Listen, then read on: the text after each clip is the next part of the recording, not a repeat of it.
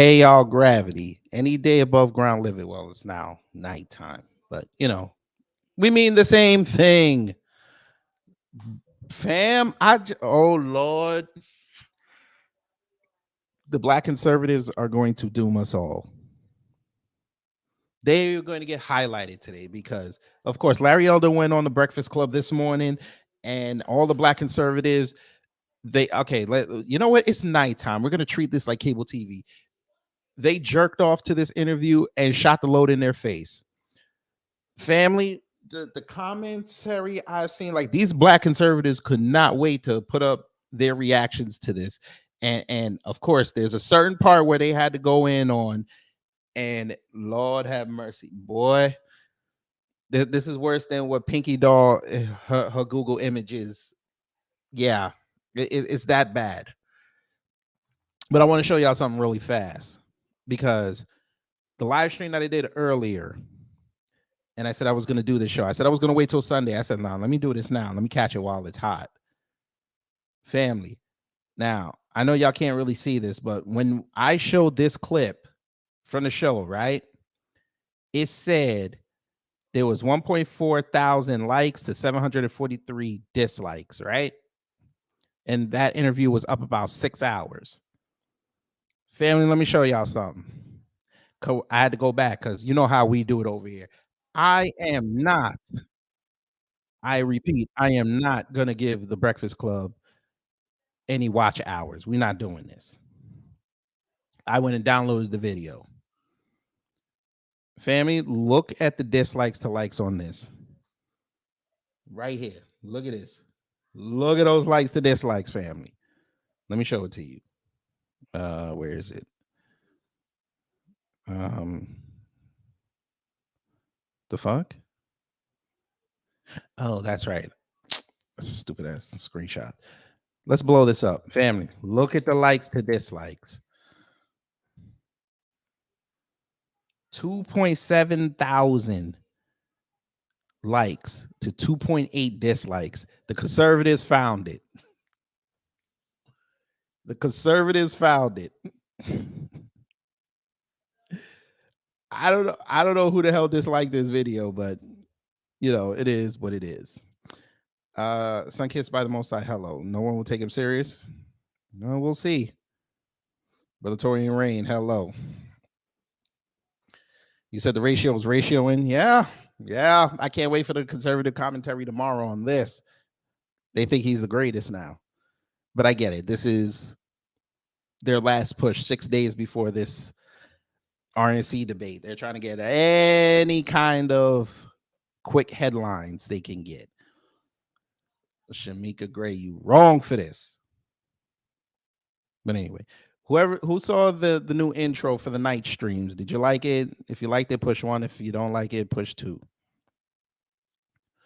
25 the Mousetrap. Hello, you seem new. Larry's the original sellout Sambo. We shall see. Because like I said, we're going to look at what he said. Let me just remove this. And we're going to get into it. Because like I said, we don't give watch hours to the Breakfast Club over here. So we downloaded the video. And we're going to look at it together. What's up? Early in the morning. The Breakfast Club. Morning, everybody. It's DJ Envy, Charlemagne the God. It's DJ Envy. I hope you say that in court while you're getting sued. We are the Breakfast Club. We have Teslin Figueroa with us, and we got a special guest in the building, 2024 Republican presidential candidate, Larry Elder. Welcome, brother. Thank you so much for having me. It is an honor. How you feeling? I feel good. He does more than that, though. I mean, he was a radio host. Radio host for 40 years. Author, TV host. Author, New York Times best-selling list. I've got a star on the Hollywood Walk of Fame. Corner of Hollywood and Vine, Southeast corner. Y'all hate Hollywood so much, but you want to laud your Hollywood walk, your Hollywood star. That is so awesome. We're just saying. Okay. I didn't know you had a star on the Hollywood Walk of Fame. Yeah, about a handful of radio guys do, and I'm one of them. Yeah, I think it's you, Elvis Duran, Angie Howard Martinez. Stern, Yeah. Big Boy. Oh, Angie Martinez. Martinez. A guy named Arthur Godfrey. Okay. Yeah. So let's jump right into it. Why are you running for president? Well, I'm running as an America First mega guy, and we have an America First mega guy running, obviously. So the question is, what do you bring to the table? You said MAGA. MAGA. Okay. And the answer is, I bring a lot of issues to the table that I feel our side is not talking enough about, if at all. For example, the number one social problem in America, by far, is the epidemic not of COVID, but of fatherlessness. 70% of black kids today enter the world without a father in the home, married to the mother, up from 25% back in 1965. Now 25% of white kids. Say that again, old Larry Elder. Say it again. Say that again. Say that stat again for the family, because I don't think the family heard you. I bring a lot of issues to the table that I feel our side is not talking enough about, if at all. For example, the number one social problem in America, by far, is the epidemic not of COVID, but of fatherlessness. 70% of black kids today enter the world without a father in the home, married to the mother, up from 25% back in 1965. Now, okay.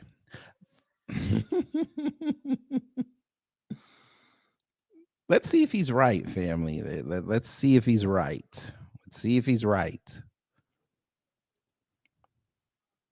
Now, they said 70%. Now, I found this stat.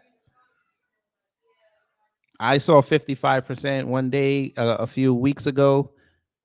I see this stat now. For those who are eager to know the percentage of black fatherless homes, we will not keep you waiting. According to a survey from a reputable American Consensus Institution, which you won't even name, 67% of black children in the United States under the age of 18 live in a fatherless home. This alarming rate is in stark contrast with their white fellows, with the latter recording only 24%.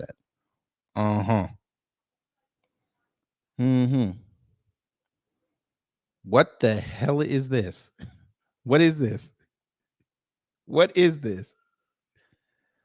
Why y'all got Ling Ling in the kitchen with a black mother and her two children making s'mores? What is going on here?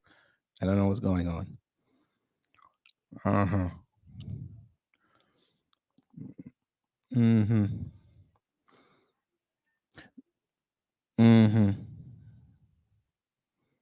And they got stats. They got stats. All right. Somebody's lying. But okay. Continue, Larry.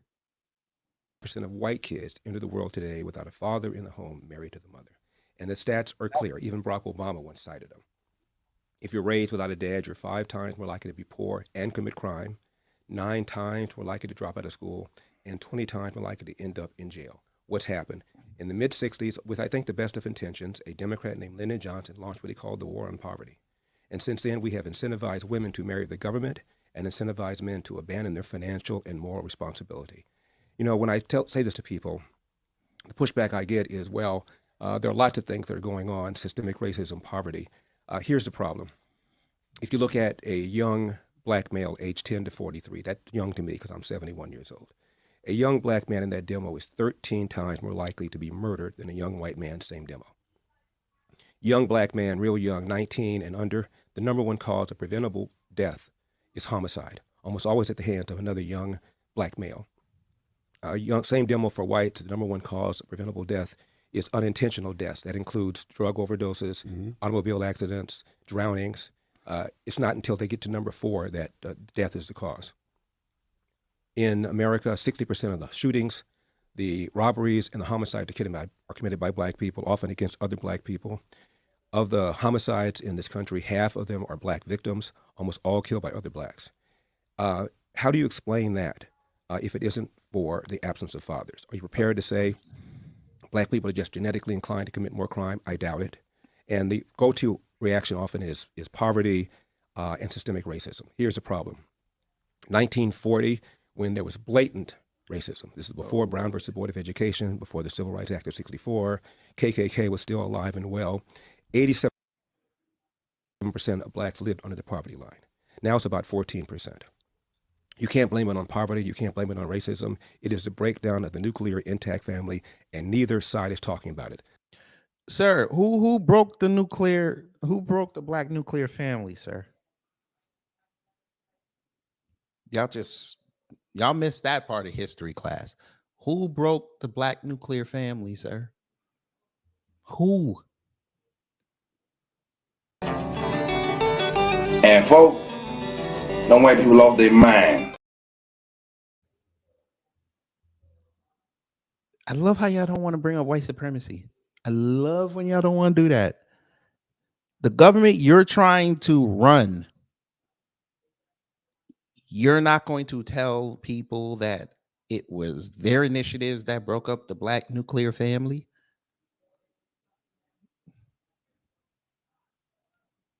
We're not going to talk about that. Got it. Got it. Then you said poverty doesn't work. Yeah. So when black fathers were bringing in money during the 70s and the 60s, and the government told them you can't be in the house to provide for them kids, yeah, that didn't help, right? That didn't contribute to the black fatherlessness. The RICO laws of the 80s, that didn't help. Biden's law, 3 strikes, that didn't help.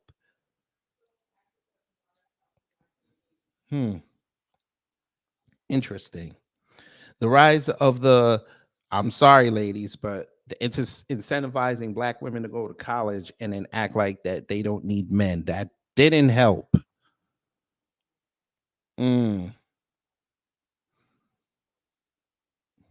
So what's the problem, sir? The left doesn't talk about it because they caused it with the welfare state, and our side does not talk about it because if you're white, you'll be accused of dissing single moms who are heroically raising these kids, or you'll be accused of being a racist, or if you're black, you'll be accused, as I was by the LA Times, of being the black face of white supremacy. Nobody's talking about that. I am. What are the reasons, if your statistics are right, what are the reasons that you think fathers aren't in the home? As I said, it's because in the mid-'60s, Lyndon Johnson launched what he called the War on Poverty. In Charlemagne, literally, they sent social workers door to door in the inner city. I remember this, advising women of the availability of welfare provided there was no man in the house. It created an economic incentive for women to marry the government. Same thing with whites. In 1965, 8% of whites entered the world without a father in the home married to the mother. Now it's about 25%, also up threefold. Look at census data. So you're admitting that the government did it. 1910, 1920, 1930, in places like Milwaukee, Chicago, Philadelphia, a young black kid was slightly more likely to be brought into a world with a father in the home married to the mother than a young white kid. We have incentivized this kind of bad behavior, and it's had a disproportionately bad effect on the black community. Let me ask you a question. What do white people do wrong, Larry Elder? What do you mean, what do white people do? I'm not worried about white people. I'm worried about what's going on with us. But if there's systemic racism in this country, which we know it is. No. Sir, you want to be president? Hey, white people, I wonder how y'all feel about that statement he just said. We gonna play it again. Cause white people, in the home married to the mother. Now it's about 25%, also up threefold. Look at census data. 1910, 1920, 1930, in places like Milwaukee, Chicago, Philadelphia, a young black kid was slightly more likely to be brought into a world with a father in the home married to the mother than a young white kid. We have incentivized this kind of bad behavior, and it's had a disproportionately bad effect on the black community. Let me ask you a question. What do white people do wrong, Larry Elder? What do you mean, what do white people do? I'm not worried about white people. I'm worried about what's going on with us. So you want to be president, but you just told everybody you're not worried about white people. That's a very big electorate that you like to dance to, sir. I don't think they're gonna like that statement too much. Again, I could be wrong. Hey, white people, if you see this video, did you like what he just said? Because I don't think you guys would like what he just said. He basically said y'all are not a factor. He not thinking about y'all, but he about to go talk to y'all next Wednesday. Trust and believe. I bet you Trump's team got that clip. You're about to see a friendship end on stage, ladies and gentlemen. Larry Elder and Donald Trump, and I'm here for it. But continue. If there's systemic racism in this country, which we know it is. No, I don't say there is. You say there is. I don't believe that. Oh, you don't believe there's No, there used to be, obviously. Tell me what you think the number one systemic example of systemic racism is in America. Why is my thing? Oh man, there's so many. Just give me the most important one you think. At the top of mind, I'll probably maybe say maybe mass incarceration. Maybe. Really? During the Great Depression, when 50% of black adults were unemployed, you didn't have this kind of mass incarceration. Sir, we're talking about current times. Why do you old cat these old man? Jason, you say it. You got to watch these old niggas. You got to watch these old niggas. Why do you keep talking about stuff that's happened in the 50s? That's great. We understand. That's in part of the annals of history. We're talking about today, the last 30 years, where Biden's law came into effect. That's what, hell, we'll go back 40 years with the RICO laws. You know exactly what Charlemagne is talking about. Stop talking about the 50s. The 50s did not have them type of laws that we got now. They went through hell, yes, but it's different laws now. Let's keep it current. Come on. It's the breakdown of the family. There's I'm not going to. I agree with the family part. I'm a black man who is a father to his children, and I'm a happily married black man to a black woman. So I'm never going to argue with that part, you know. But I just feel like everything is black with you. Black is wrong. Black people do this and black people do that. And when I ask you what white people do wrong, you said you're not worried about white people at all. I'm talking about the damage, disproportionate damage going on in the black community. For example, look at these smash and grabs that are taking place in Los Angeles. Good God. There's a suburb called Glendale where at a mall recently, a mob of 30 to 40 people, they had masks on, but one guy got popped. He was a black. And I think most of those. One guy. There we go. One guy. He got popped. One guy. That means the other 39 people in that crowd were black. He was just the one that didn't get away. Let's not forget the fact that he's 1 out of 6% in that state. Oh, Jesus. Who were doing this were black. And in recent years and times, there have been a number of these in places like Chicago, places like New York. If I were involved in something like that, Charlemagne, I grew up with a dad, just as you're raising your own children. I would have been more afraid of my father than I would about the cops catching me. Dude, you had, okay, so you know what? I don't care. Dude, you had your father in your life and you beat on your old lady.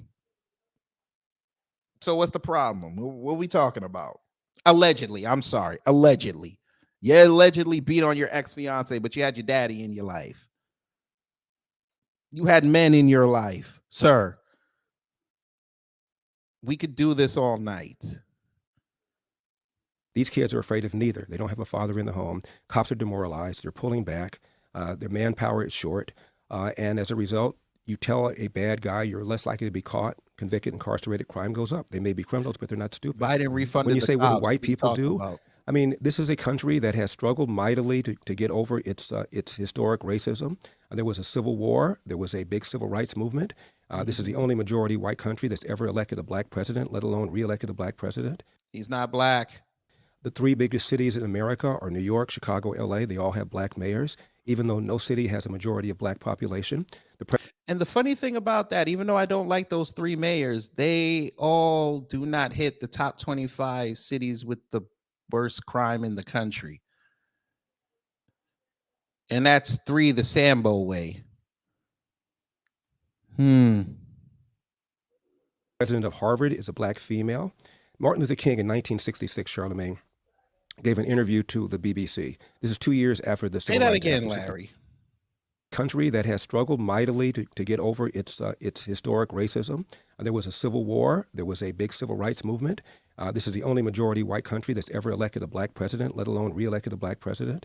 The three biggest cities in America are New York, Chicago, LA. They all have black mayors, even though no city has a majority of black population. The president of Harvard is a black female. And who ended affirmative action at Harvard, sir? Wasn't the black president of Harvard. It wasn't even the black students. It wasn't even the white students. It was AAPI. Come on, let's tell the truth, sir. You're trying to run for, oh, that's right. You're running for president. So one of your criteria is you have to lie. Go ahead. Martin Luther King in 1966, Charlemagne, gave an interview to the BBC. This is 2 years after the Civil Rights Act of 64 got passed. And he said, I'm amazed at how many positive changes there have been in America in the last 2 years. Why, if things keep going like this, we could have a black president in about 40 years' time. Do the math. Right on cue, Barack Obama elected 2008. He didn't say there'll be a black female president of Harvard, and there has been. He didn't say there are going to be black CEOs of Fortune 500 companies, and there have been several. He didn't say the percentage of the House would equal the percentage of black people in the population, and it does. He didn't say the 3 largest cities would have black mayors, and they do. He didn't say the largest and most prestigious organization of doctors, the American Medical Association, would have 2 black presidents, and there have been. He didn't say the most prestigious organization of lawyers, the American Bar Association, would have 2 black presidents, and they have. He said president, meaning at that point, I can feel that I've reached the mountaintop, which is the speech he gave right before he got assassinated the day before. And now we act as if Barack Obama never even got elected.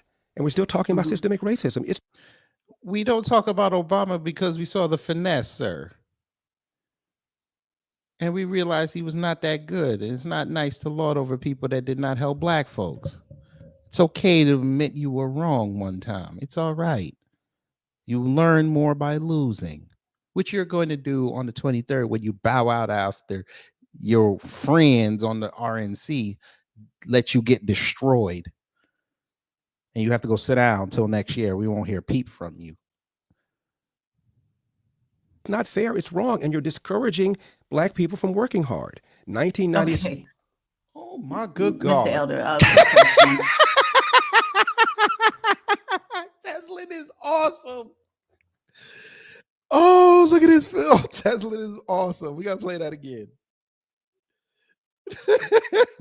Teslin is awesome. Our association would have 2 black presidents, and they have. He said president, meaning at that point, I can feel that I've reached the mountaintop, which is the speech he gave right before he got assassinated the day before. And now we act as if Barack Obama never even got elected. And we're still talking about systemic racism. It's not fair. It's wrong. And you're discouraging black people from working hard. 1990s. okay. Look at his face. When Teslin piped up on, look at his face. Oh my God, no.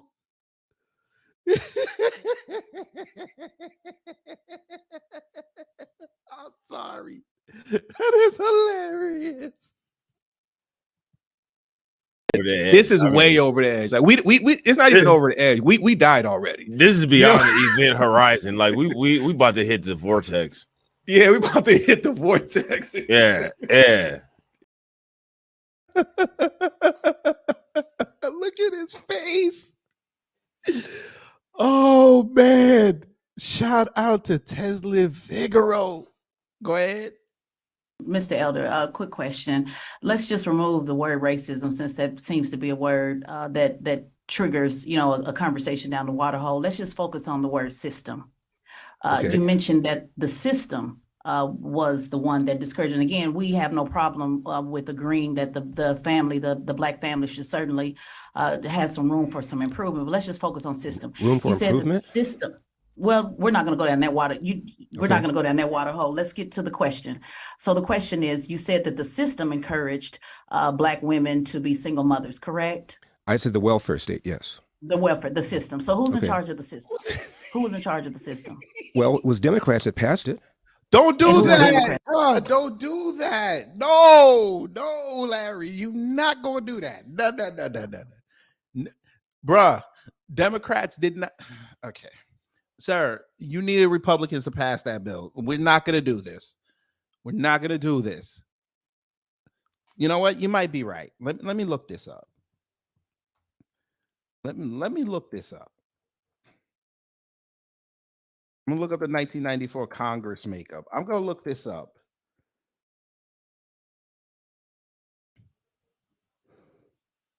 Okay, so the Democrats, wait, what the fuck is this? Okay, so the Democrats had 295 to 140. So you're about to tell me that the Democrats overwhelmingly, all 295 of them, voted for this. That's what you're going to tell me.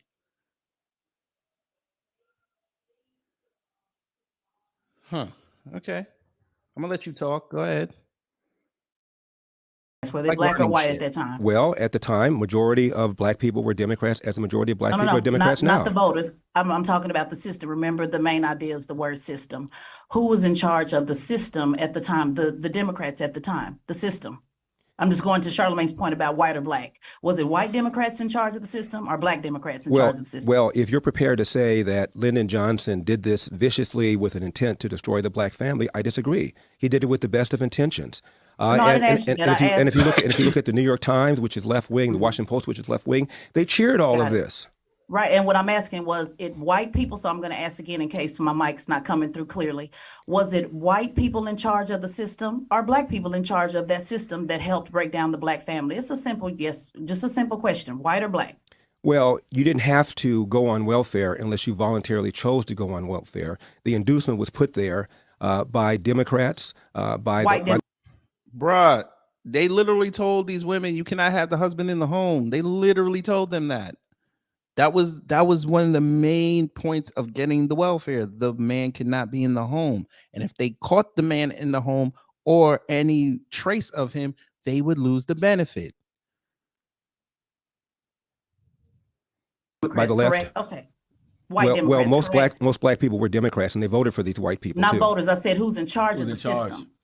Well, who puts them in charge? Was Lyndon Johnson white or black? Who puts him in charge? Maybe that'll help you. Fine. Lyndon Johnson was white. Thank you. Okay. But if your argument is that the reason he did it is because of racism, then I disagree. He did it because of That's not my argument. I just asked you a simple question. Was he white or black? Charlamagne? And Mr. Elder, you said you talked about the smash and grabs, right? And I find that interesting because when you see the mass shootings that happen, majority of those people are white males. What do you think about that? Actually, if you look at the percentage of whites in America, which is 60%, the percentage of mass shooters is under that. The percentage of people that commit hate crime is under that. The percentage of people who are serial killers is under that. Black people are 13% of the population. We commit a greater percentage compared to that of mass shootings. No, we don't. He's still lying. Y'all are still. Oh my God. Okay, you guys have access to the FBI stats like I do. How are you still telling this lie?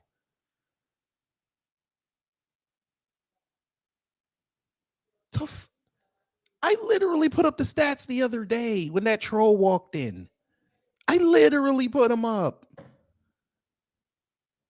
White people commit the most crime in this country and the most violent crime in this country. That's why when the news puts that bullshit up there and them idiots online put it up there, they say disproportionate because we're underrepresented. The hell is, why do y'all keep using that? Y'all know better. No, you don't. You're conservatives. Go ahead. Grabs though. So I was saying, since you're using that as an example, I'm saying, well, what about, the mass shooters that are usually white males? One more time. They are usually white males because 60% of the country is white. Don't do that. However, they underrepresent in terms of the number of mass shootings. About 50% or so of the mass shootings in this country are committed by white people, even though white people are 60% of the population. They underrepresent. We overrepresent when it comes to hate crime, when it comes to mass shootings, when it comes to serial killings, when it comes to robberies, when it comes to virtually every category of violent crime. We overrepresent. So what do white people do wrong? I'm gonna keep asking you that because I want. It seems to me rather than deal with what's going on, the pathology that's going on in the inner city, you want me to talk about how bad white people are, which I don't think is a particularly productive thing. Hey, Larry, hi, I have something for you. I have something for you real fast. Explain this, sir. I need this explained. Number of mass shootings in the United States between 1982 and July 2023 by shooters, race, and ethnicity. Sir, y'all love talking about, a mass shooting is 4 people getting hit by bullets. Huh? Now, unless you're about to tell me the status is left wing and we can't trust it. Yeah.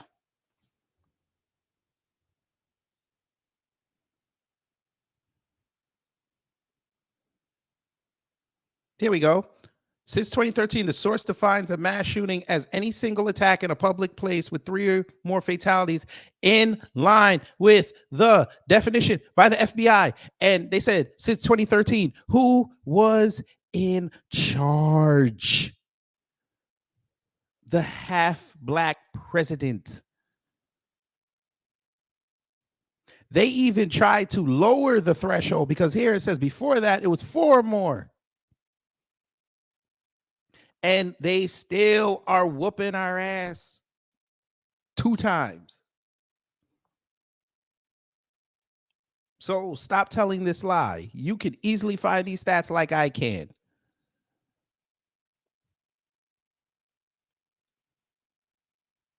Here, family, I'm going to help y'all for the trolls online. Here, take a screenshot of it. Keep it in your phone. So when they run their mouths about mass shootings, you can send this to them. And there's the date. I'll back it up a little bit so you can get it all in one take. There you go. Yeah, 31 years right here. Just came out last month. So explain this to me.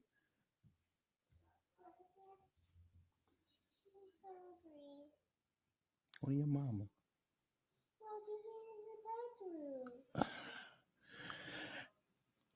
All right, back to the video, y'all. Let me get this kid something to eat.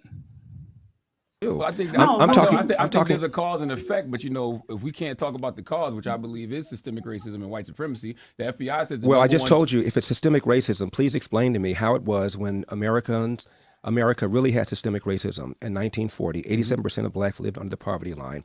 Again, this is during Jim Crow era. My father is from Athens, Georgia, grew up in Jim Crow. My mom is from Huntsville, Alabama, grew up in Jim Crow.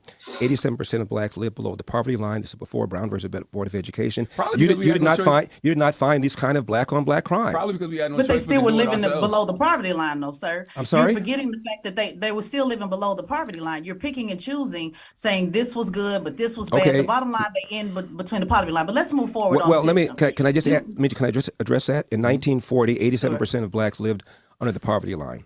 1960, that number had fallen to 47%. That's a 40-point drop in 20 years. That's the greatest 20-year period of economic expansion for black people in the history of America. Again, well before Brown versus Board of Education.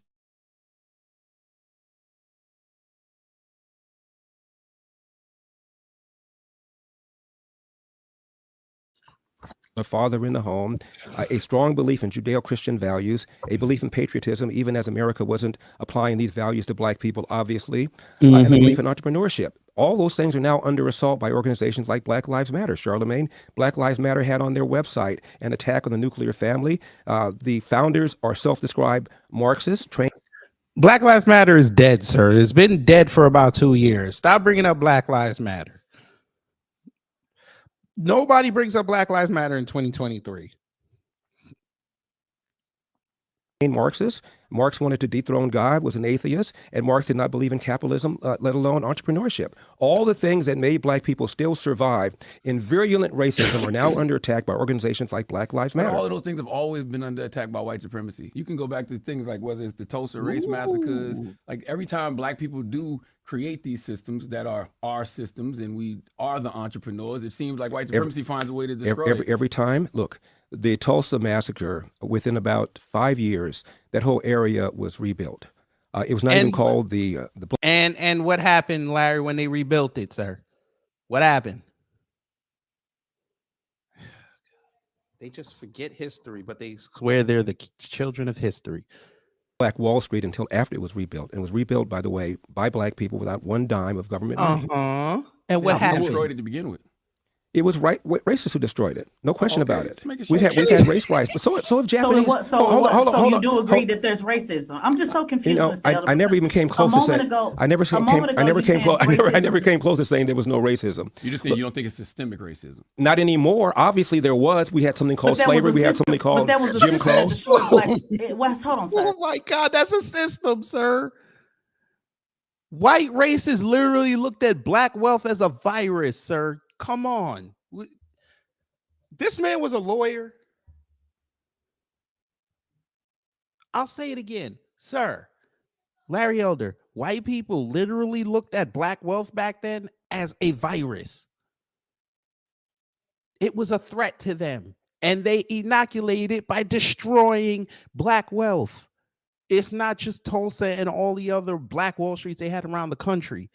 What about the Negro Leagues? They literally bought all the black players just so they can destroy the Negro Leagues because they were making millionaires out of black folks. The hijacking of what they're doing now with music genres. Trying to rewrite history, sir. Come on.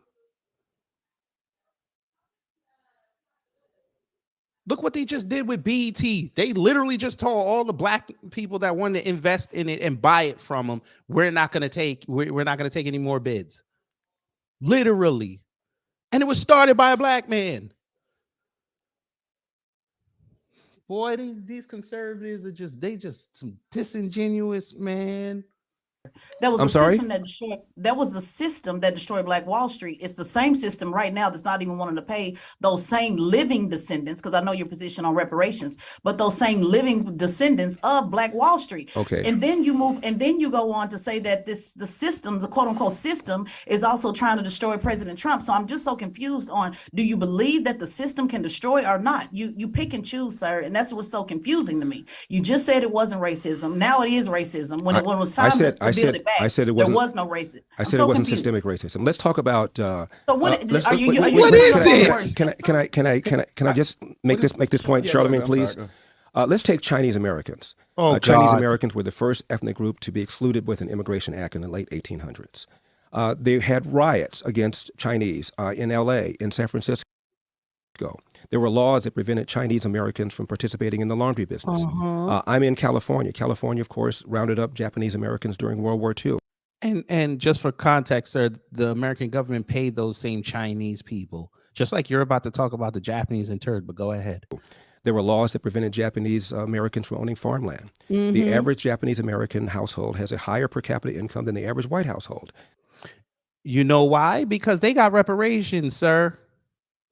Yeah, when they got released, 1989, Reagan, right out the door in his nice tan suit, signed the legislation that gave them $20,000 a piece. So a typical Japanese family that was interred could get $60,000 to $100,000. Biggest beneficiary, the mayor of Seattle, one of these blue cities. Yeah, his people were interred. They used that to buy businesses in the Seattle area and give that brother a nice upbringing and a nice life. Where he became a businessman in the same area and is now the mayor of Seattle. See what reparations can do? But y'all don't want to give it to them. But you're cool with them giving it to the white slave owners after the slaves were emancipated. You were cool with that. You're cool with the Native Americans getting money every year.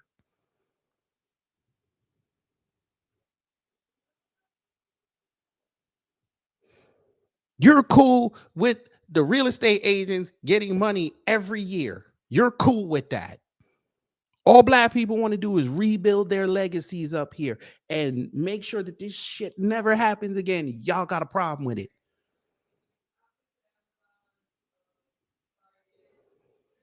The average Chinese American household has a higher per capita income than the average white household. How does that happen? It happens because of a strong belief in family. It is rare for a Chinese American or a Japanese American kid to have a child outside of wedlock, and a strong belief in education. How does he tell that lie about out of wedlock? So I guess he in California. I guess he misses when these Chinese families come over, the mom and the kid, and it's just the mom and the kid. I guess he forgot about that, right?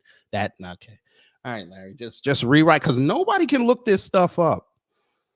And a strong belief in entrepreneurship. These are the kinds of qualities that make people successful. You can't blame everything on having a fatherless family, right? Because I didn't say blaming everything. I know, but that's what you're saying. You're saying a strong community. But no, you said that's what I just said. I didn't say that. You talk about the Asian community. Asian community is easy for them to get loans for entrepreneurship. Thank you. Look at the future felon actually saying something impressive.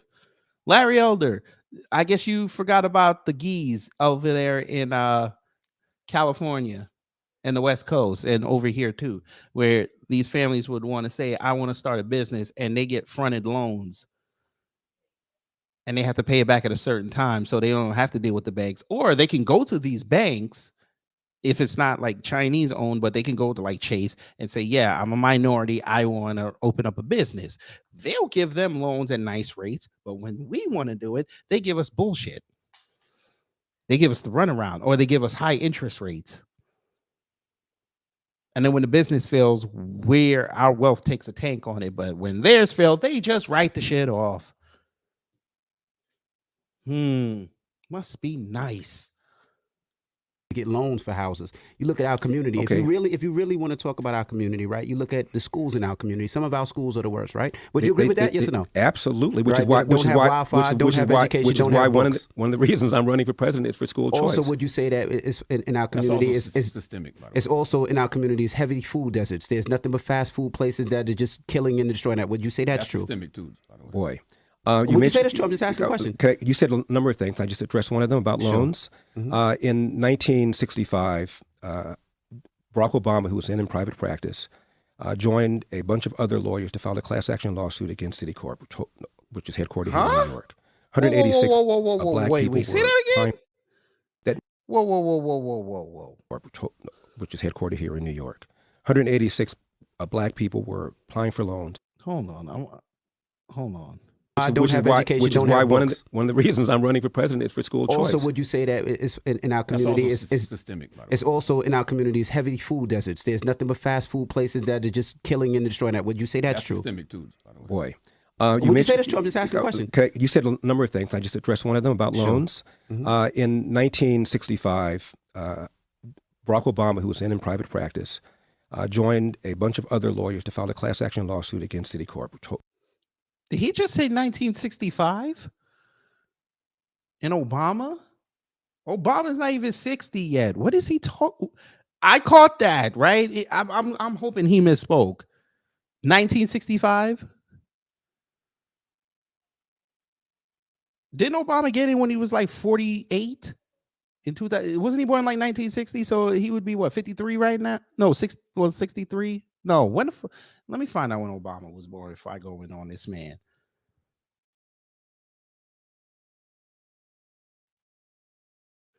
Obama is 62. Okay. So he was born in 1961. How the hell did he file a lawsuit when he was 4? How did he file a lawsuit when he was 4? What? Which is headquartered here in New York. 186 black people were applying for loans for mortgages and didn't get them. And they accused Citicorp of engaging in racism. Citicorp said, no, it's not racism. You have poor credit scores, and we want to make sure we get our money back. Obama joined a bunch of other lawyers, and they sued Citicorp in a class action lawsuit. And Citicorp said, okay, to hell with it. Gave them all loans. And they followed them all up. Daily Caller did a few years later. Almost all of them lost their homes. Several of them filed for bankruptcy. One of them even said, when you don't qualify for a loan, maybe we shouldn't get a loan. Well, duh. It wasn't true that black people were not getting loans. Plus, there are all sorts of black-owned community banks around the country, and it turns out the turn-down rate when you apply for a loan at a community bank was even higher because they had less capital and they couldn't afford to loan money to risky people. It is just not the case that the reason for the plight. Larry, question, sir. I have a question because we like to learn here at the Beyond Borders Media. We like to learn things. Sir, would you like to explain? First, you said 1965. It was actually 1994, but that's neither here nor there. But here you go. How Obama bankrupted black homeowners. Now, this is an editorial, so this is from somebody's purview. The Obama camp's running a new ad reminding African Americans of all he's done for them as they weather an economic crisis he inherited. Left out is his own role in their predicament. The press has never questioned the president about his involvement, but his fingerprints are there. Before the crisis, Obama pushed thousands of credit-poor blacks into homes they couldn't afford. As a civil rights attorney, he sued banks to rubber stamp mortgages for urban residents. Many are now in foreclosure. In fact, the Lee Canyon won his class action suits has since lost her home and filed bankruptcy. For some background, Obama focused on housing rights when he worked as a lawyer/activist and community organizer in Southside Chicago. His mentor, the man who placed him in his first job there, was the father of the anti-redlining movement, John McKnight. He coined the term redlining to describe the mapping off of minority neighborhoods from home loans. McKnight wrote a letter to Obama that helped him get into Harvard. After he graduated, he worked for a Chicago civil rights law firm that worked closely with McKnight's radical Gamaliel Foundation and National People's Action, as well as Acorn, to solicit lending discrimination cases. At the time, MPA and Acorn were lobbying the Clinton administration to tighten enforcement of anti-redlining laws. They also dispatched busloads of goons trained by Obama to the doorsteps of bankers to demand more homes for minorities. Acorn even crashed the lobby of Citibank's headquarters in New York and accused it of discriminating against blacks.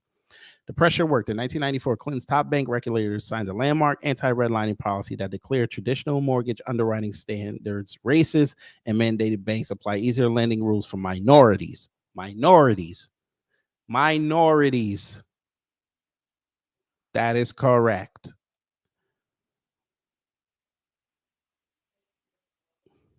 Yes, Hurricane IQ, but you know he ain't gonna ask that question because he knows the answer.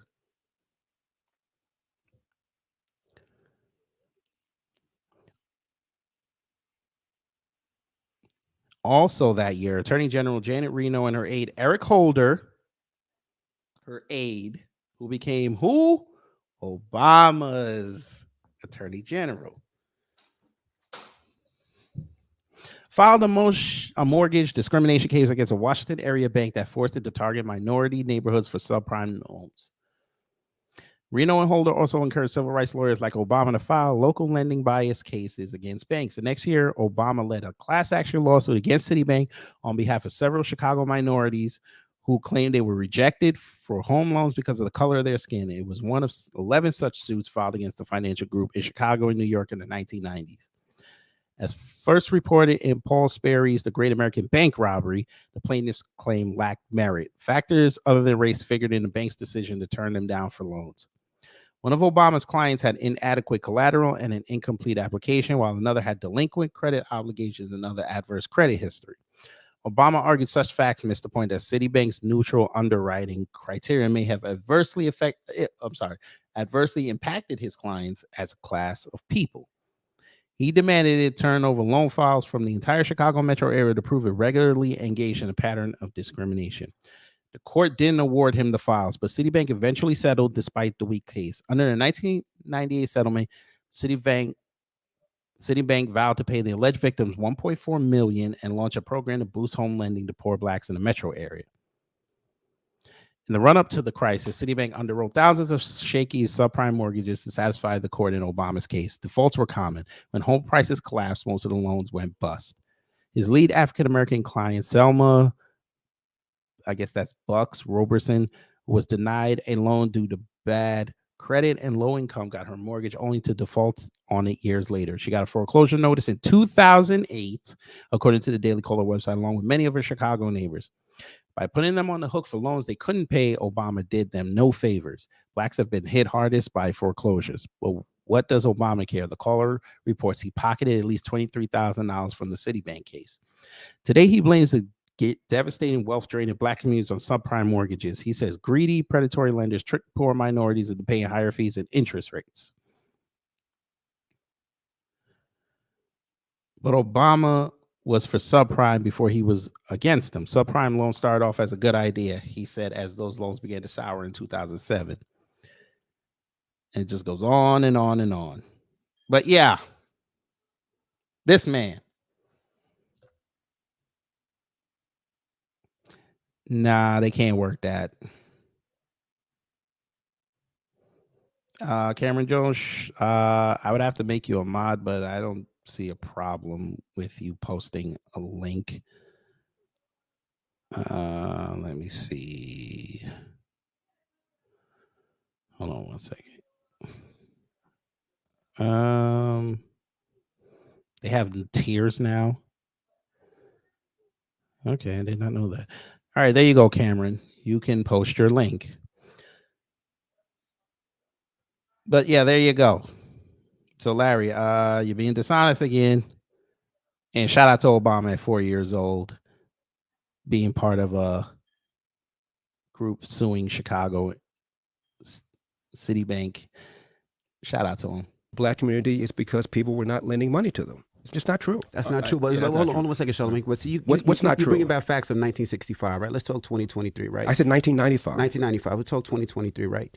You said 65, sir. Be successful in real estate and successful in buying a house. You know why? Because of you. House. Because his of father you. owns a house, right? But sir, I don't think. Hey, Envy, I don't think you should be talking about home loans, sir, because you're involved in a scam right now. But you know what? That's neither here nor there.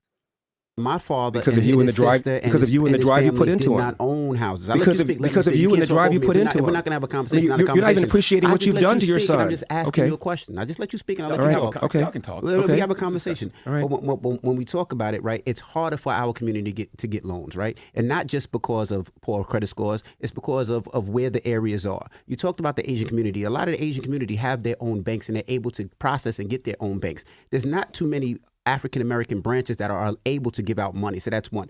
Then let's talk about getting grants for schools. They're not even giving grants for schools at the rate that they're giving grants for white people. And let's talk about when they talk about entrepreneurship. They are giving so much money to these white and Asian kids and Asian people doing it, and a 1,000 times less than our community. Will you agree to any of that? No, I don't. I don't agree with virtually any of what you just now said. The turn down rate for a white applicant for a mortgage is higher than the turn down rate for a Japanese or Chinese applicant for a mortgage.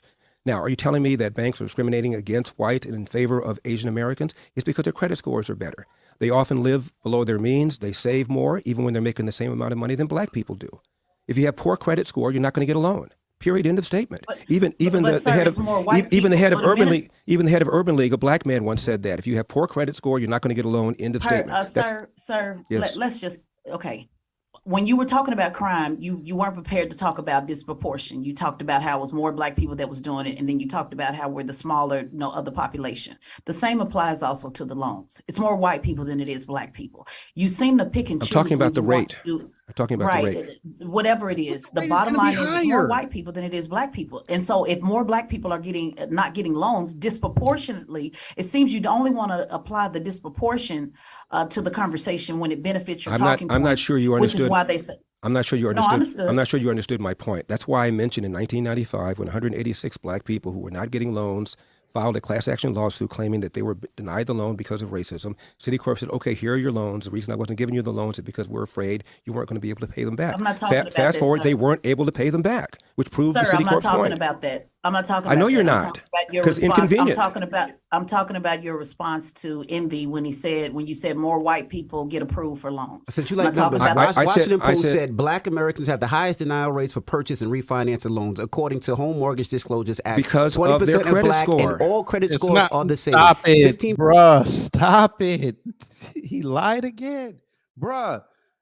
Sir, Larry Elder, I know people personally who have green credit scores. We're talking over 750. They got denied for loans, sir, and they're black.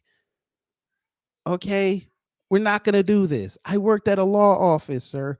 A white person came in there and sued a bank because, quote, they had a great credit score and they got denied.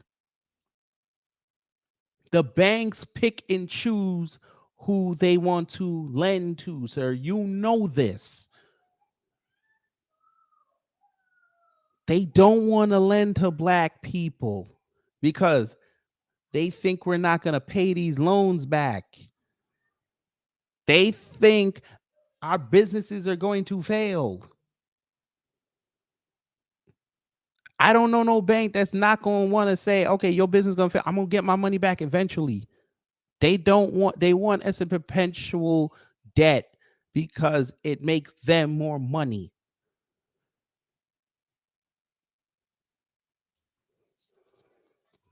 They're going to help white people because that's white supremacy, sir. Look up Neely Fuller Jr.'s 9 areas of human activity. Read that shit. It might change your life. I would ask you to read the ISIS papers, but we know what's going to happen after you read that. You going to swear up and down that you was pro-black the whole time. You was just misguided for damn near 50 years. But all right. % of Hispanic loan applicants were denied, compared with about 11% of white and 10% of Asian applicants with same credit scores. And that's Washington Post, since you love numbers so much, and I know you do love numbers. That's coming from the Washington Post. That's 2023, not 1995. I can show you a study that says the opposite. Let me ask you a question, Mr. Elder. Donald Trump, Rudy Giuliani, and I'm pretty sure everybody who just caught a RICO with him in Georgia, they all had fathers, and they still ended up in jail. How did that happen? Mm-hmm. Nobody said if you have a father, you won't go to jail. Nobody said if you didn't have a father, you were going. That's literally y'all's talking point on the conservative side. Without dads in the home, black men are 5 times more likely to end up in jail. Y'all love saying that, and it's just not true. It's not true. Jesus Christ. Because I could point to you with 2 family households where people are in jail. Black people aren't even the biggest population in jail, regular or disproportionate.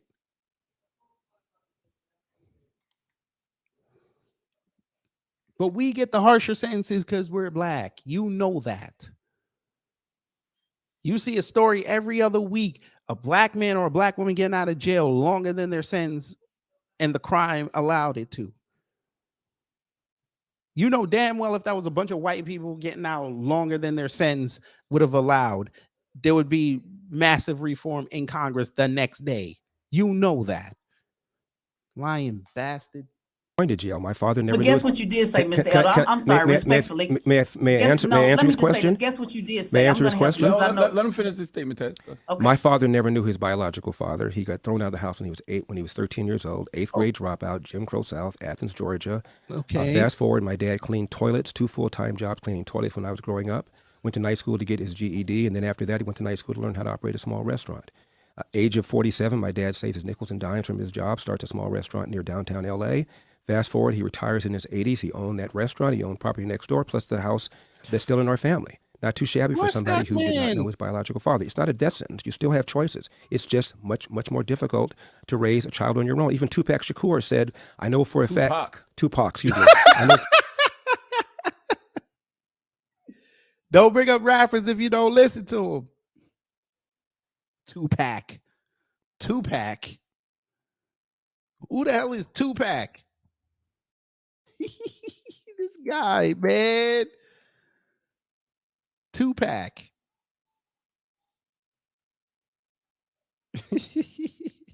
He been thinking too much of that money. That's what it is. Tupac. This is what he was thinking about, family. Tupac.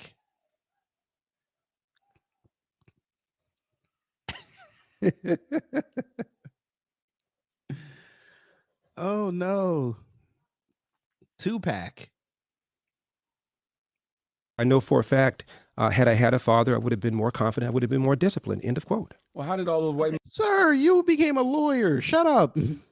men end up in jail when they still had fathers? The Trumps and the Giuliani. I'm just asking the question. Like, how did they end up in jail? Because some people commit crimes. No, sir. Stop. Some people commit crimes. Oh, like never mind. I was gonna bring up the duck sauce killer up in New York. I wasn't gonna bring that. Or what about the white boy that killed the Asian women down here? Hey, did the 2 mass shooters out in California that were Asian, did they have daddies? What about all the mass shooters that I showed? 76 classified by the FBI. How many of them had fathers?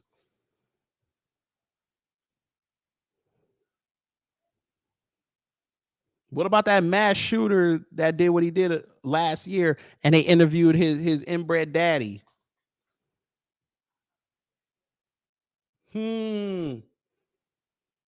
Sir, we're not going to do this.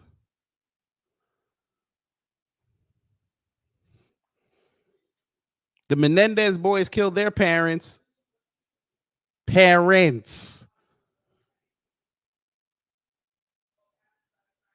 right.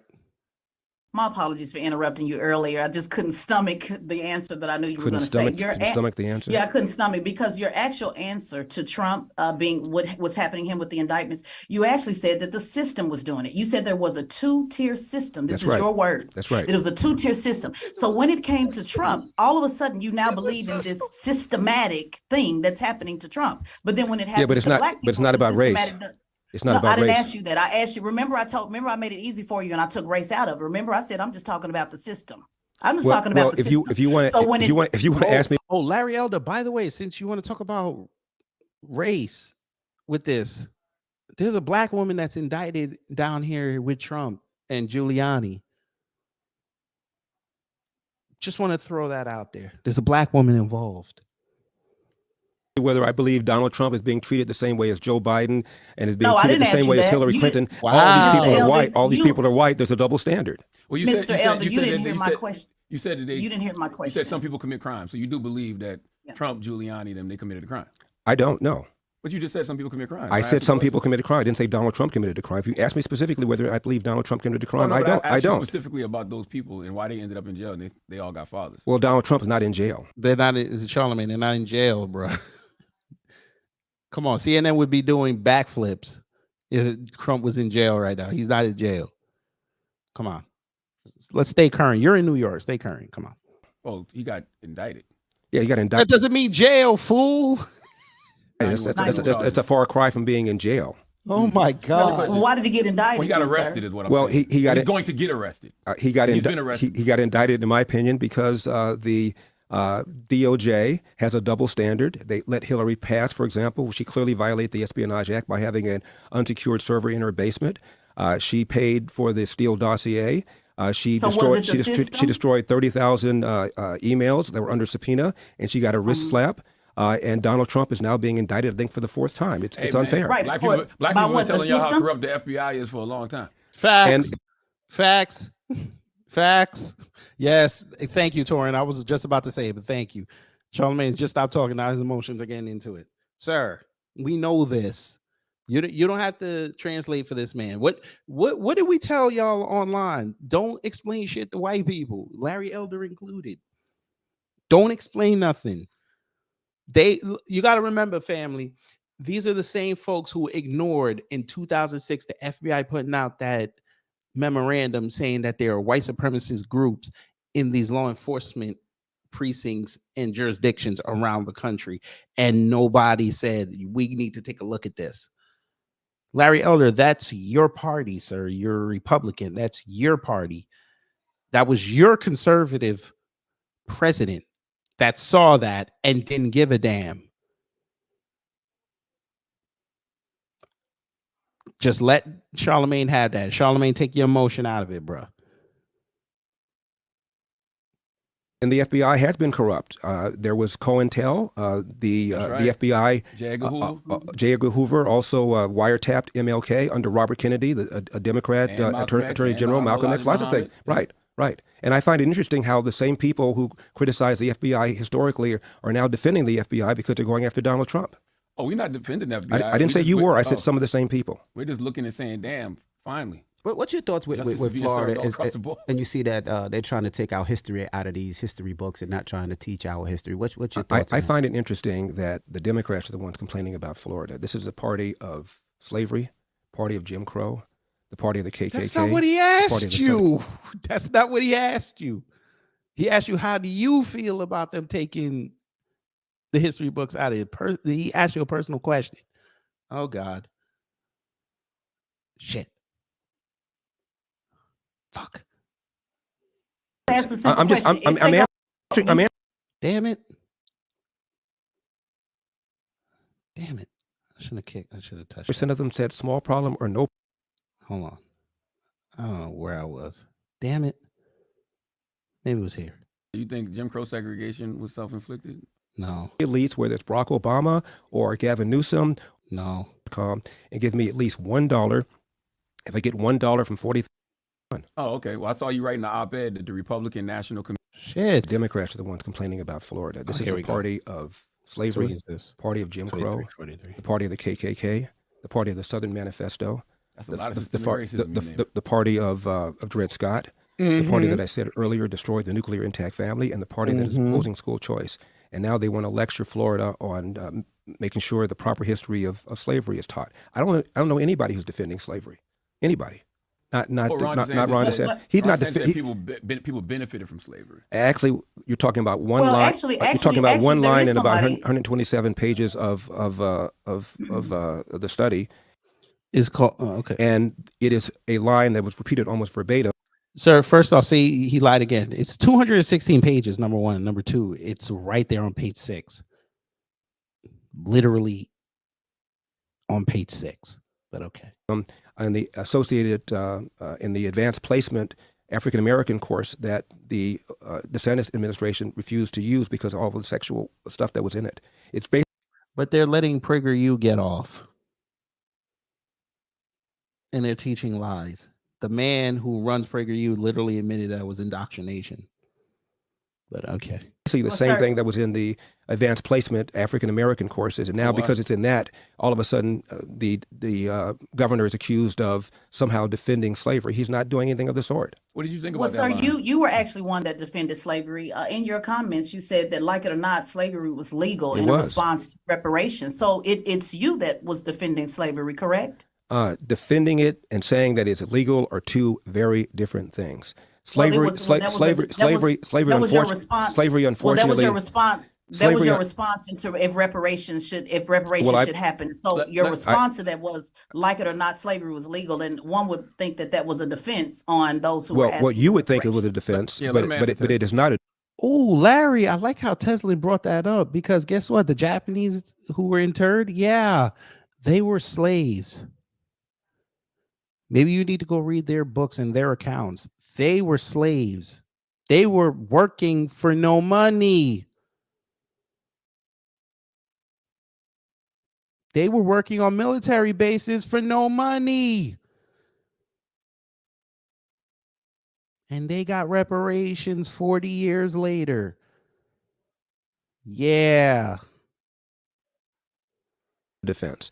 Unfortunately, slavery has been part and parcel of human history from the very beginning. Asians enslaved Asians, whites enslaved whites, blacks enslaved blacks, Native Americans enslaved Native Americans. This is a culture, the Western civilization, that had a revulsion against it. We had a civil war against it. And we ought to applaud ourselves for doing something about this. This is a flawed country. It's moving forward. It's becoming more perfect all the time. Today, if you are born and raised in America, if you finish high school, presumably one where you can read, write, and compute at grade level, which is why I support school choice. Don't have a kid before you're 20. Get married first. Get a job. Keep a job. Don't quit it until you get another job. And avoid the criminal justice system. You will not be poor. And if you don't follow that formula, there's a good chance you will be. You know, the first GOP debate is coming up. Mm-hmm. So let's not factor in the system. who can corrupt and bankrupt the financial system in various ways, like what they're doing with the interest rates. Okay. Sure.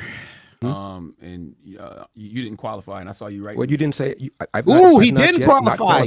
Damn, man, we was gonna have fun that night. Fuck.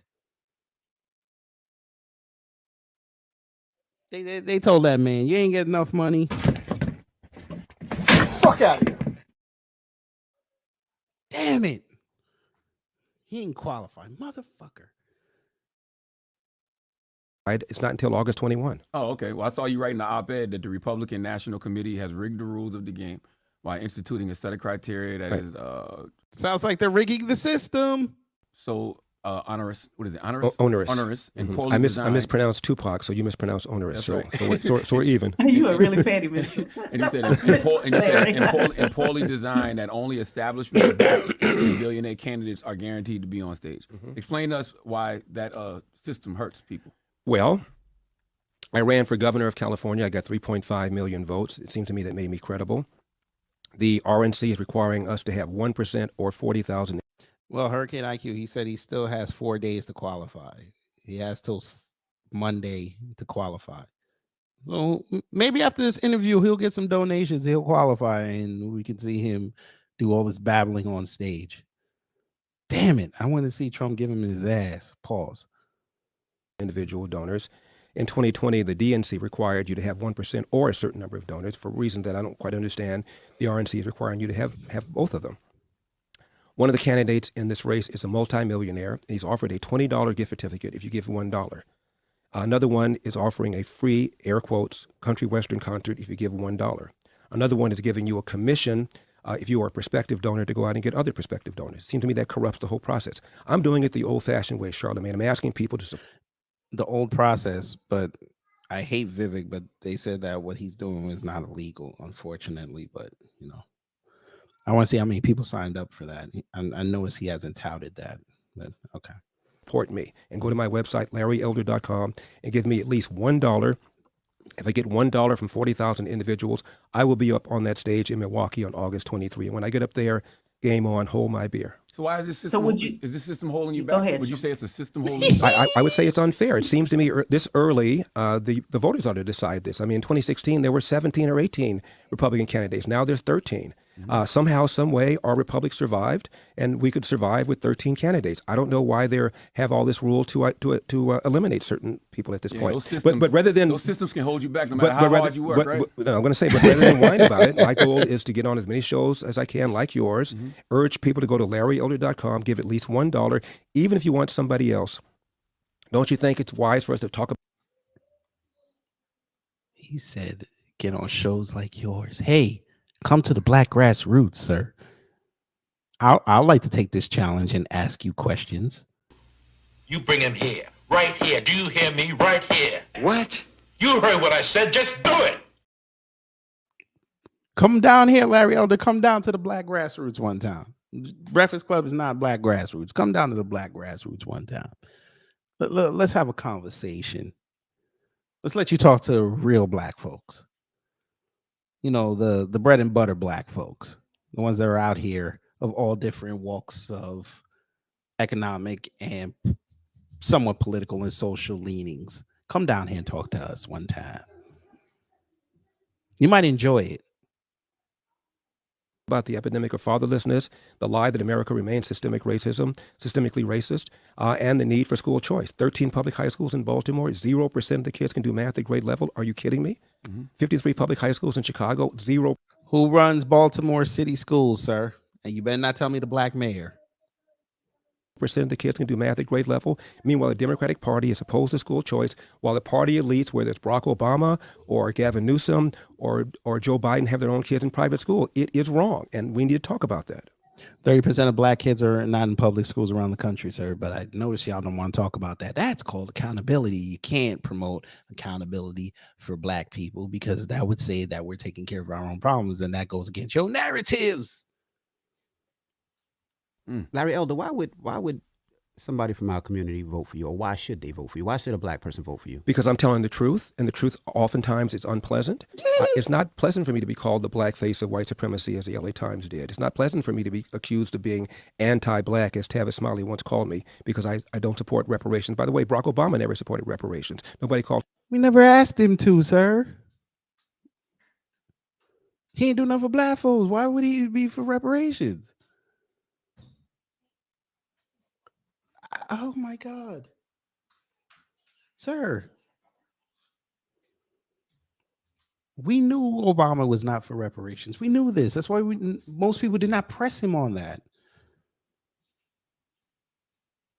You said you're not for reparations because you called it a handout. Most of the black conservatives are not for it. We understand this.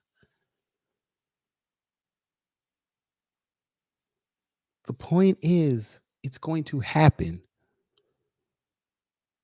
And you're a child of the soil, sir, so you'll get a check. It's okay. You can donate it to your favorite white supremacist charity so you can do your part. Him anti-black. We need to talk about what's going on. What's going on is the breakdown of the family. And most of the things we complain about reparations would help. Downstream, whether it's crime or whether it's bad schools, the genesis is the breakdown of the nuclear intact family, and reparations would help that. We don't talk enough about it.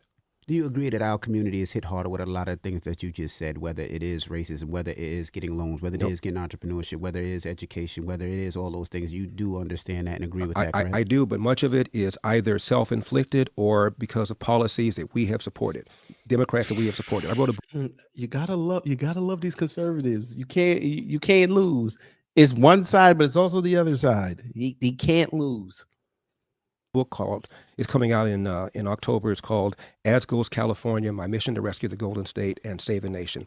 It's about the one-party rule in California. California has supermajorities of Democrats in the Senate and in the House.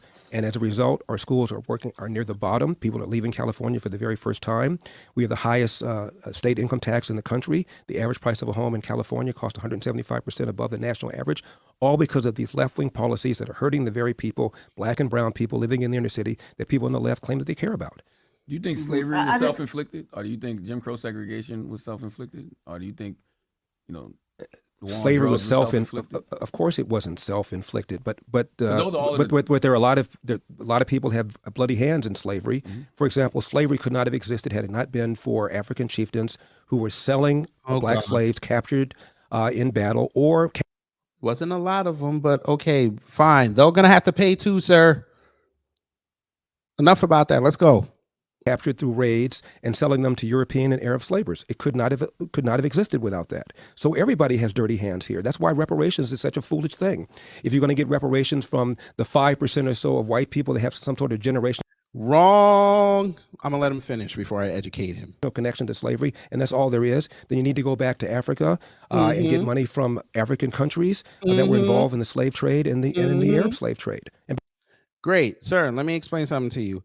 Again, if you're going to be an avatar for white people, then you need to go to white people and tell them this. Your government that you love to defend, those nice Bill of Rights that you have, the laws and the freedoms that you have under that Constitution, yeah, the cousins fought for that. The cousins were the guinea pigs for this. I'm going to keep explaining this to you conservatives and you white folk that love to say that my family emigrated here, I shouldn't have to pay. The U.S. government pays, sir. The U.S. government. This is between the cousins and the U.S. government. Y'all know this. But you insistent positioning yourselves in front of the government like body shields are going to get your ass kicked. Move out of the way. Shut your mouths. Let the cousins deal with the U.S. government. Because the U.S. government had no problem, again, paying $3,000 per slave that was released to these slave owners. Had no problem. Had no problem overlooking the fact that New York Life started their business putting insurance on slaves. Didn't have a problem with that. Get out of the way. Shut up. And let the cousins go deal with the government to go get their money. And for all you assholes that keep saying, oh, they're going to be paying themselves. So what? That's not your issue. Now, is it? Because I don't hear y'all talking about we're going to go march on the White House because Biden just gave Ukraine another $200 million. I don't hear none of this. They're giving Israel $3 to $4 billion a year for defense. I don't hear none of this. The money they're pouring into the United Nations every year, I don't hear none of this. The money that the government's giving the cartels to operate, I don't hear none of this. Y'all worried about Governor Wills putting fake blades on his what he call it, his Rio Grande barrier. That's what y'all worried about. Y'all not worried about these gas prices going up. I don't hear y'all marching towards the Treasury Department to go get these prices down. I don't hear none of this. I don't hear y'all marching talking about go start these pipelines up again so we can have lower gas. I don't hear none of this. I don't see y'all marching to y'all banks to go lower these interest rates. I don't hear none of this. But when reparations comes up, that's when everybody grows some nuts and want to go say something.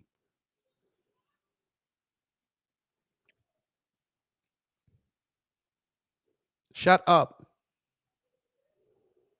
This is not your fight. And the reason y'all keep getting owned online is because you're trying to make it this fight because you want to protect this white system. This white system is doing you greasy and you don't even realize it. Or you do realize it, but hey, they're affecting the black people worse, so it's okay. And it's everybody from people working their construction jobs or these trolls or failed actresses. We all know who I'm talking about. Y'all always worried about the wrong damn thing. By the way, the Arab slave trade was even worse than the European slave trade. 90% rate of attrition, often making men and women walk on barefoot across the Sahara, and the men were castrated.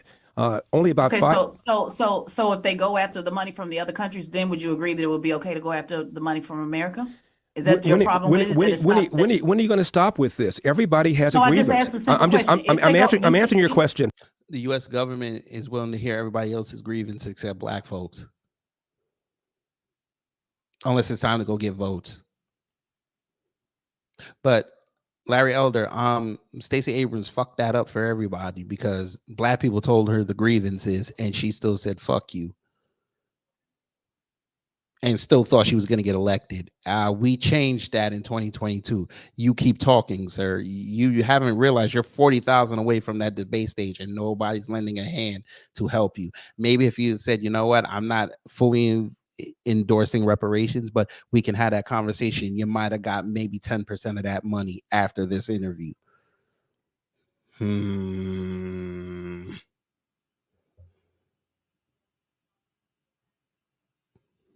There's no end. There'll be no end to this because slavery has been part of human history from the very beginning.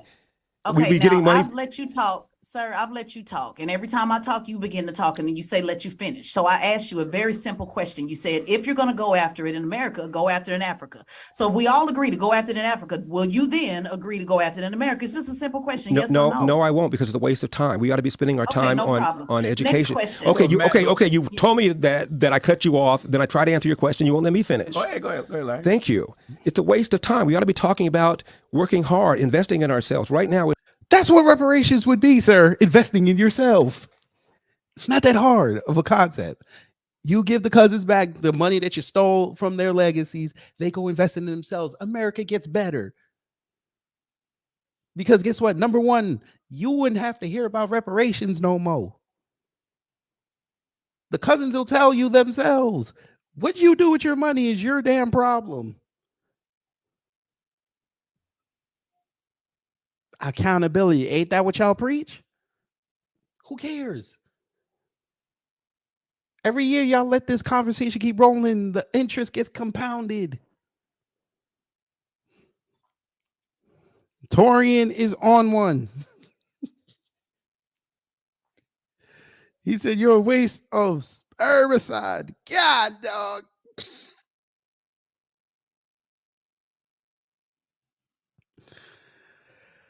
Oh, Larry Elder is great. Shit. Oh, my thing is starting to die. Okay. Let's see. You're going to die. I figured.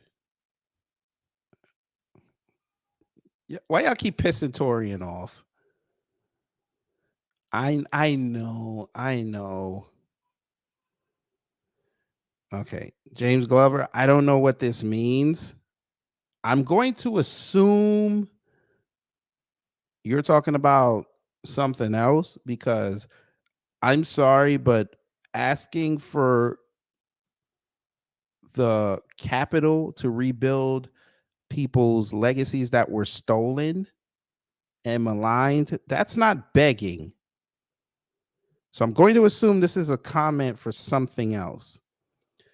Because if your next sentence and your next comment is about black people begging, I'm going to drop that link after I finish this and you can tell me how it's begging. So think wisely about what you're about to say next. As we speak, there are Haitians in Haiti lining up for a lottery to come into this country. Why? Because it is the land of the free and the home of the brave. You can go from nothing to something faster in America than any other country in all of human history. We ought to be talking about that. Let me just, one more point. 1997, Time Magazine and CNN hooked up together to do a poll on what black teenagers and white teenagers felt about racism. Mm-hmm. And both of them were asked, is racism a major problem in America? Both of them said yes. But then Time and CNN asked this question of the black teenagers. Is racism a big problem, a small problem, or no problem in your own daily life? This is 1997. 89% of them said small problem or no problem in my own daily life. In fact, twice as many blacks said failure to take advantage of available opportunities is a bigger problem than racism. That was 1997. 1997. Look it up. It's 2023, though. You think America's more racist now after the election and re-election of Barack Obama than it was in 1997? Yes, because of the election of MAGA, Donald Trump, 100%. Yes. Really? Absolutely. Well, how is it, Charlemagne, that Donald Trump got 8% of the black vote in 2016? He got 12% in 2020, a 50% increase. He got 20% of the black male vote in 2020. If MAGA is racist, how do you explain that Donald Trump substantially increased the percentage? Okay. That had nothing to do with MAGA, sir. That had to do with his policies and how in 2019 the economy was booming. That's why he got the increase. One of the top 3 reasons people vote is vote on the economy, how the economy is doing. Sir, you're 71 years old, so you went through Bush 1's presidency. Sir, he literally lost his reelection bid because he lied and said he wasn't going to raise taxes. His own party turned on him. Donald Trump's economy in 2019 was booming. Gas was under $2 in New York City. That has not been seen since the goddamn late 90s. What are you talking about? Our kids weren't trafficked like they are now.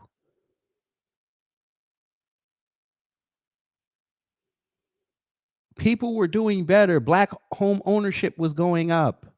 Black wealth was at record highs. Black unemployment was at record lows. What are you talking about? That had nothing to do with MAGA. That was him putting policies in place to make sure that the economy ran smooth.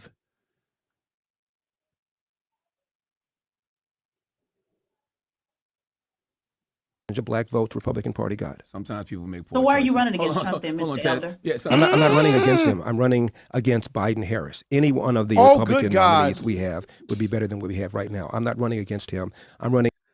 Sir, you literally have to go debate him to have the American people and the RNC trust you enough to vote for Biden and Harris. Or you have to get past the RNC for them to pick you, sir.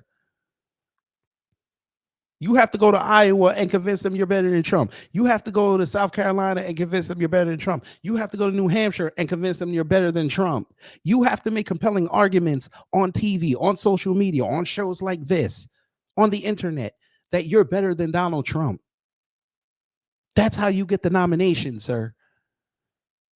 Then you have to go on a nearly year crisscross of this country, convincing the voters of all financial backings and what y'all like to call family setups, and convince them that you're the best person for the job.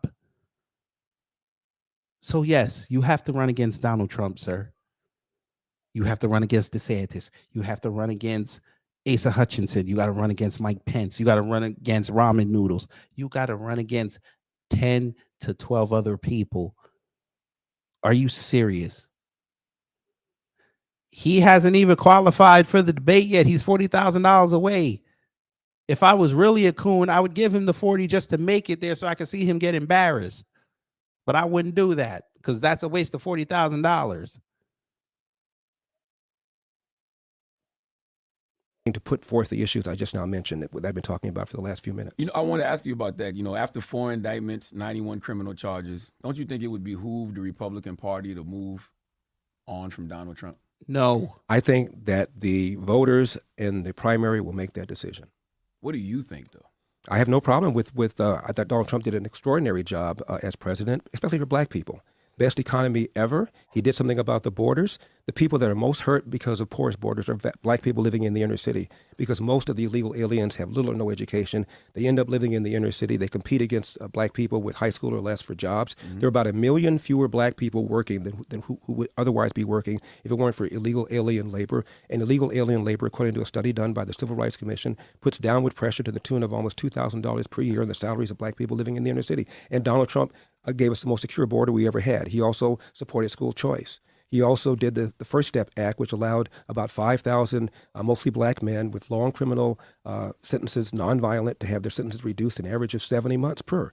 He pardoned Jack Johnson, the first black heavyweight champion. Even Barack Obama didn't do that. Yeah, he did an extraordinary job for black people. I think you're innocent until proven guilty, but I feel like President Biden had 4 indictments, 91 criminal charges.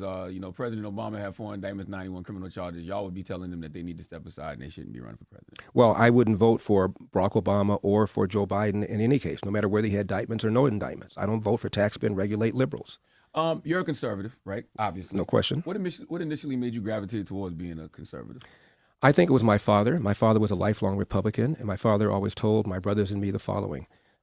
Democrats want to give you something for nothing. When you try and get something for nothing, you almost always end up getting nothing for something. And my dad, I told you about his background. He told my brothers and me that hard work wins. You get out of life what you put into it. You cannot control the outcome, Larry, but you are 100% in control of the effort. Before you moan or groan about what somebody did or said to you, go to the nearest mirror, look at it, and ask yourself, what could I have done to change the outcome? And finally, Charlemagne, my dad, told my brothers and me this. No matter how hard you work, how good you are, sooner or later, bad stuff is going to happen to you. How you deal with those bad things will tell your mother and me if we raised a man. I wrote a book about my father's life. It's called Dear Father, Dear Son, 2 Lives, 8 Hours. It's about an 8-hour conversation he and I had, where at the beginning of the conversation, I thought my dad was harsh. I thought he spanked us too often. We had a belt. In those days, from the South, you spank kids. And I thought my dad was way too harsh. And we had an 8-hour conversation. And by the time we ended, my dad got bigger and bigger and bigger, and Larry Elder got smaller and smaller and smaller, and I apologized to him. And it's a book that's changed a lot of people's lives. It's called, as I said, Dear Father, Dear Son, 2 Lives, 8 Hours. The paperback is called A Lot Like Me. Same book, but it's cheaper. Can you honestly say this is the Republican Party that you grew up on? This modern-day GOP? Yes. The Republican Party pretty much has always stood for low taxes, low regulation, peace through strength, not strength through peace, and strong borders, and still does. And when Donald Trump is gone, and he will be gone, even if he gets reelected, the day after he gets reelected, he's a lame duck, the party will still go on. The principle will still go on. However, I do believe that many people in our party have spent and spent and spent so that Ronald Reagan, my favorite president, when he entered the Oval Office, Charlemagne, when he left, government was bigger. It got bigger under George Herbert Walker Bush. It got bigger under W. It got bigger under Donald Trump. And the only way to restrain spending. So it didn't get bigger under the Democrats? I think it's with an amendment to the Constitution to fix spending to a certain percentage of the GDP with exception for war and for natural disaster. Otherwise, we're going to get bigger and bigger and bigger. Let me use the word unsustainable. That's the word Barack Obama used to describe the so-called entitlements. Unsustainable was a word that Bill Clinton used to describe them. But nothing happens because if you run claiming you're going to reform Social Security or Medicare, the other side is going to accuse you of not caring about the sick, the poor, the elderly, and you are going to lose elections. That's why government gets bigger and bigger and bigger. So we need a law to restrain spending. Otherwise, it's going to get bigger and bigger and bigger. And for young people like you, these programs are not going to be there. Mr. Elder, I know a lot of Black conservatives, and I completely agree about the Black family. I don't think anybody here objects to that. Don't disagree about that at all. I think when you talk about ideology and then you mix in parties and then personalities, it gets kind of confusing. And, you mentioned yourself not to moan and groan, that as long as you work hard, all is well. And I think where the conflict is coming in is you did moan and groan about how the Republicans treated you. You did moan and groan about Governor Newsom and, asking for a recall. You did not leave that up to the voters. You are moaning and groaning when it comes to Donald Trump and how he's being treated. So it just seems to be a hypocrisy. And I don't know if the message would land a little bit better if there was some fairness across the board on Democrats and Republicans. I'm an independent, by the way, and I think both parties are trash. And I think all of us here, see both sides. And that's the part that's just not landing for me. There seems to be an unfairness on both sides with you. Well, not too surprisingly, I don't agree with your analysis. How is it that I did not leave the recall to the voters? What do you mean by that? What do you? You said I didn't leave the recall to the voters. No. I said you moaned and groaned about it. You said it should be recalled, correct? Correct? I said Gavin Newsom should have been recalled, yes. Right, that's moaning and groaning. Well, actually, it's taking advantage of what's in the California Constitution, which is when a certain percentage of voters sign a petition to recall a politician, there can be a recall vote, and there was one, as there was in 2003. We recalled the governor then, and there was in 2021 when I attempted to recall Gavin Newsom. That's part of our democratic process in California. Absolutely. We agree with that. I'm going to your statement when you said rather than moan about it. A little while ago, you said rather than moan about it, I'm just going to keep doing the hard work. And so I'm just saying that technically is moaning about it because the governor's decided. I don't follow exactly what you're saying. I really don't. It's okay. I didn't expect you to. Yeah, but I'm a little slow sometimes. One moment, yeah, we get it. Yeah. One moment you're complaining about the system, and the next minute you're saying the system is fair. The next minute you're saying it's not fair. So that's what I'm saying. There just seems to be a double standard on you and the system, not wanting to be accountable for a system that Black people are not in charge of, by the way, of not wanting to hold both sides accountable when it comes to the system. Do I believe Hillary was treated differently and Joe Biden treated differently than Donald Trump is being treated? Yes, I do. Is that an indictment about whether or not America is systemically racist? No, it is not. Those are They're two totally different things. Yes, you're trying to merge the two, but they're two totally different things. I agree with you. They're two different things. No, we're agreeing. We're agreeing. They're two different things. We're agreeing.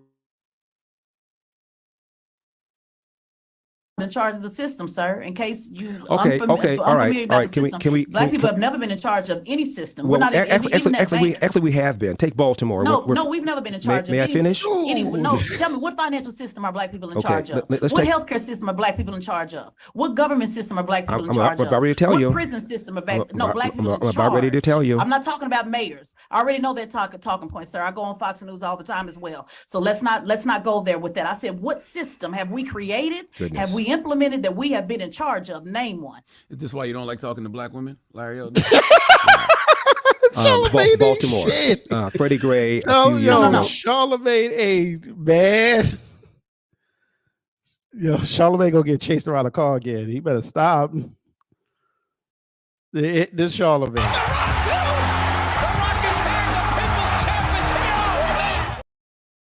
He just had to throw that ticket in. This is why you don't like talking to Black women. Jesus. Oh man, no. That's mayors. I'm not talking. I said system. I'm going to tell you about this system if you allow me to finish my point. I'm not talking about somebody elected and doing a job, sir. I asked, what system did we create? What financial system? Okay, let's talk about the system of one of the largest. Let him say his point, thank you. One of the systems of one of the largest cities in America, Baltimore. Freddie Gray died in police custody a few years ago. The mayor was Black. The head of the police department was Black. Number two. It's not in charge of the system, but go ahead. Number two person in charge of the police department was Black. Still not in charge of the all of city council, Democrats, majority Black. Still not in charge of the system. Wow. Sir, bruh. Who put the laws in place in Baltimore, sir? Them people you just mentioned, all they do is enforce the law. Cut it out. She asked you specifically, what system are we in charge of? Any system. We're in charge of nothing here. Nothing. We don't control the judicial system. We don't control the cops. We don't control the financial system. We control nothing, sir. That is the answer. We don't control a damn thing. You see Black faces in high places. You think that's control, sir? They're puppets. You were on record. Larry Elder said Obama was a puppet president. You said this.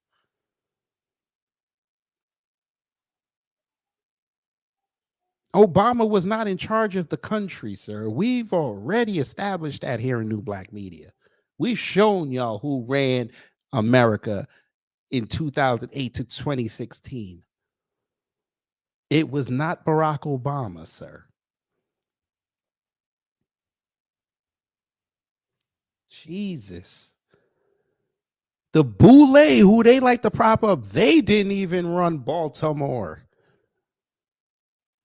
Six officers charged. 3 of them were Black. A judge before whom 2 of the officers tried their case found him not guilty was Black. Enforcement. Still not in charge of the system. The city intendant of public schools was Black. The county superintendent of public schools is Black. The attorney general at the time, Loretta Lynch, is Black, as was the president of the United States, was Black. And yet, still not in charge of the system. So I asked you a simple question, sir. Well, Wanda Sykes said when Barack Obama got elected, how are you going to complain about the man when you are the man? Now, from the president to the attorney general to the state attorney to the mayor to the head of the police department to the commissions of the schools in the city and in the county to the majority of city council in that city, all of them are Black. And you're still saying that we don't run anything? So no. I said who created the system. I didn't say we didn't run anything. I challenged a lot of those black leaders, by the way. I said when we talk about the system, what black people have been in charge of any system. I'm not talking about a position. I'm not talking about a mayor. You know good so well what I'm talking about. You're basically saying that they're black faces that are still in those positions, but they're still being a part of the Similar system. to you, Mr. Elder. You're a black face in a position in the conservative movement. They're just the same. They're just on the other side. I'm talking about so then when Martin Luther King said in 1966, I believe there could be a black president in about 40 years' time, then it really doesn't matter whether there's one or isn't. Sir, you said that he said that in 1968. Now you're saying he said it in 1966. Pick a date, bro. Because nothing changes. He was naive. He was naive then. Killed him as well. Well, we know that the now FBI he was and the CIA naive. also killed him. That system. You realize that, correct? Wow. An individual killed him. Right. That was also a part of Crow Hotel through the system. Correct? Yeah. Not correct. COINTELPRO. Not correct. He was so killed. The FBI didn't have anything to do with it. The CIA didn't have anything to do with J. it. Edgar Hoover was definitely on Martin's ass. Like, come on. I didn't say he wasn't. You just said Robert Kennedy is the one. Did he not just say fairly that one person killed Martin Luther King? Did he not just say that? Maybe I missed it. We're gonna go back. Maybe I missed it. So who's in charge of the system? No. I said who created the system. I didn't say we didn't run anything. I challenged a lot of those black leaders, by the way. I said when we talk about the system, what black people have been in charge of any system. I'm not talking about a position. I'm not talking about a mayor. You know good well what I'm talking about. You're basically saying that they're black faces that are still in those positions, but they're still being a part of the system. Similar to you, Mr. Elder. You're a black face in a position in the conservative movement. They're just the same. They're just on the other side. I'm talking about so then when Martin Luther King said in 1966, I believe there could be a black president in about 40 years' time, then it really doesn't matter whether there's one or isn't. Because nothing changes. He was naive. The he was naive then. Killed him as well. Well, we know that the FBI and the CIA also killed him. That system. You realize that, correct? Wow. An individual killed him. Right. That was also a part of Crow Hotel through the system. COINTELPRO. Correct? Yeah. Not correct. COINTELPRO. Not correct. He was so killed. The FBI didn't have anything to do with it. The CIA didn't have anything to do with J. it. Edgar Hoover was definitely on Martin's ass. Like, come on. I didn't say he wasn't. Oh. Robert Kennedy is the one that approved the wiretaps. But to say that the FBI killed him, I mean, what's your evidence of that? No. That's a pretty serious charge. Yeah, I get what you're saying. Pretty serious charge. Yeah. Serious charge. Who created COINTELPRO, sir? Who created it? Who labeled MLK a communist, sir?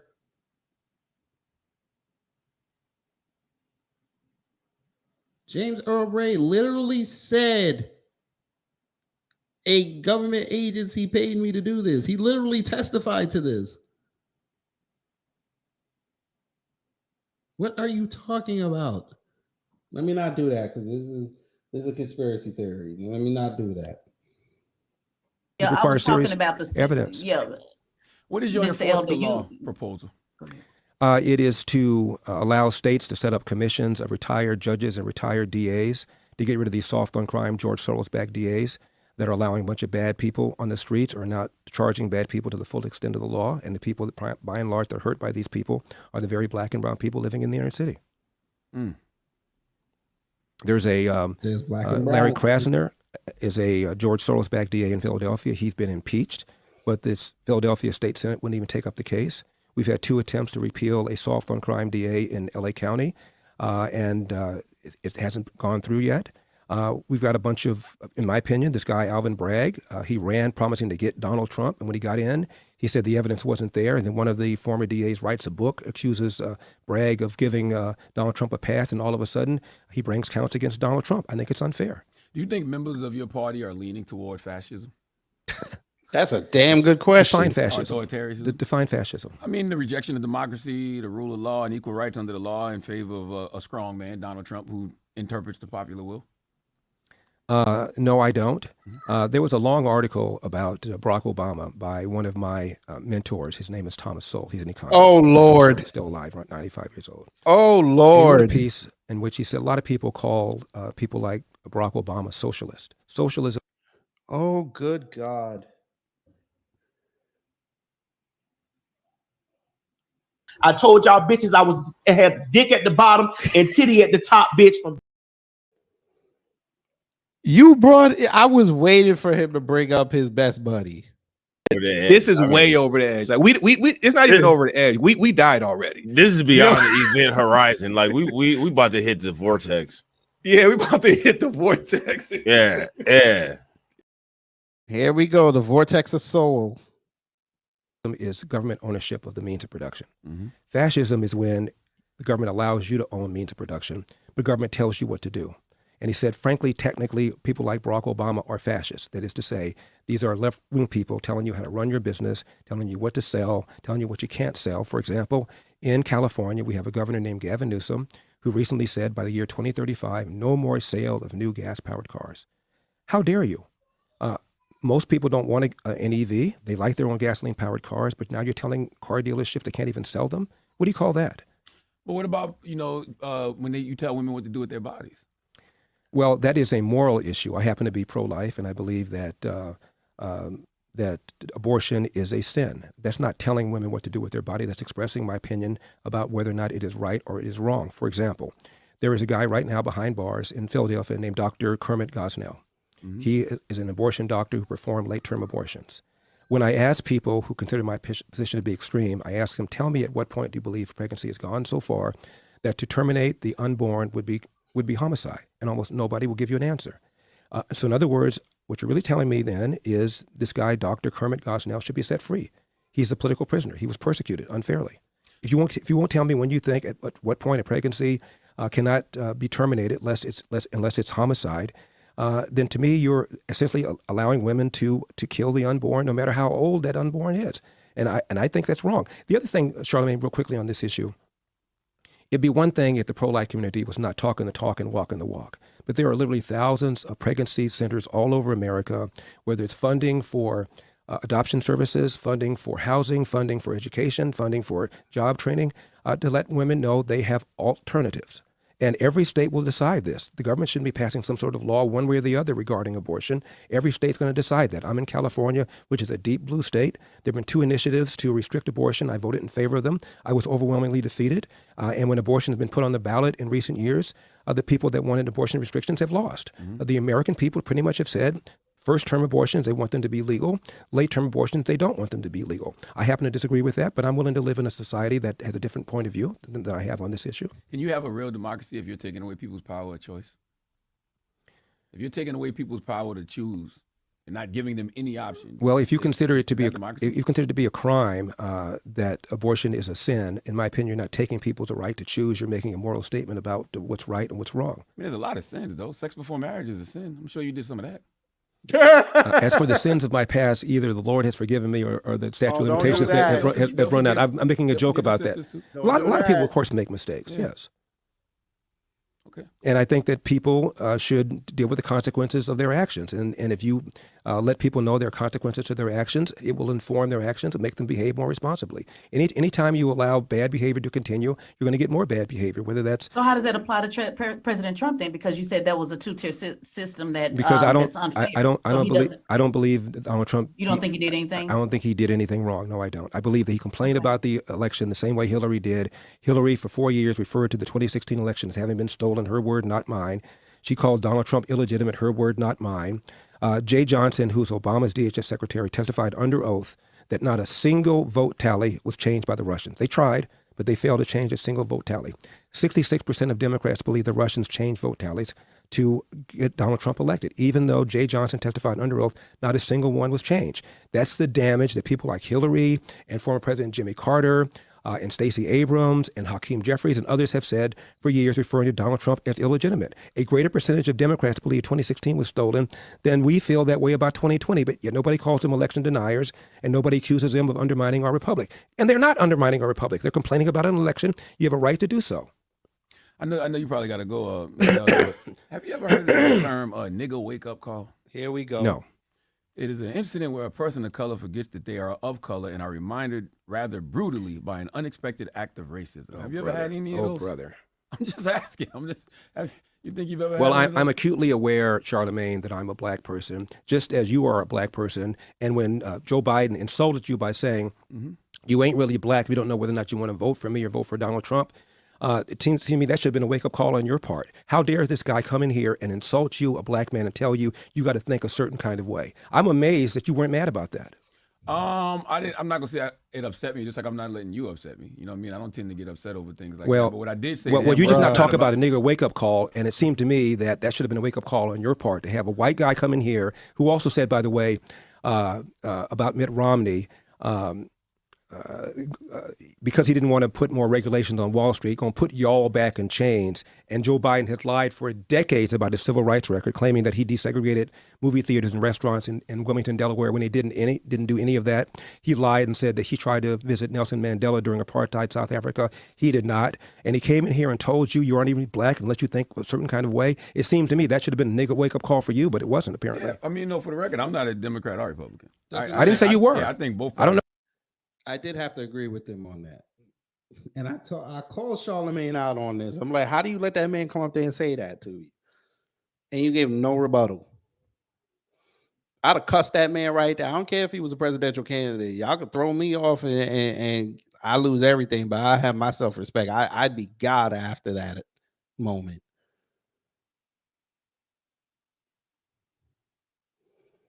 You stood there and took it.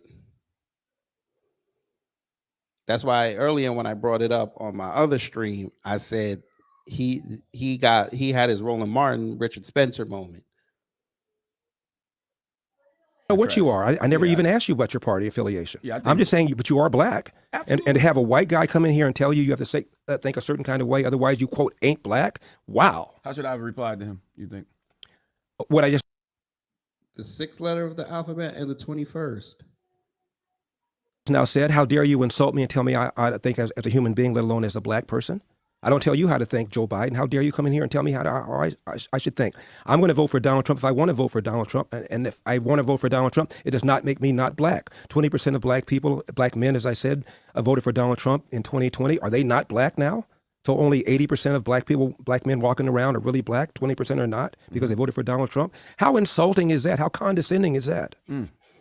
I mean, you're probably right, but I didn't take it in that way. I did. As I said to him in that moment, it's just about me wanting something for my people, and I want to know what is he going to do for my people, and not only for my people now, how are you going to atone for the things you've done to my people? Right. That's it. Right. And this is a guy, Joe Biden, who, when he first got into the Senate, hung out with segregationists, talked about how well he got along with them, talked about how he didn't want integration because of a jungle.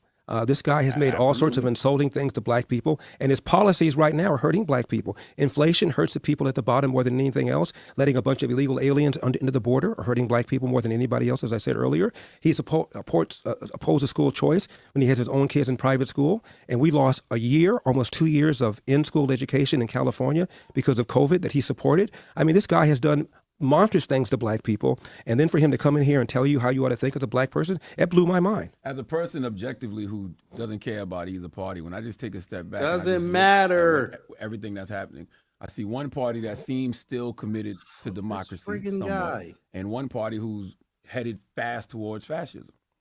That's just my personal opinion. So who do you think I would vote for? Well, let's talk about fascism, since I assume you're talking about election denying. In 2000, when George W. Bush won the election over Al Gore, the Democrats, the first week of January 2001, tried to overturn the results in Florida. 2004, George W. Bush gets reelected.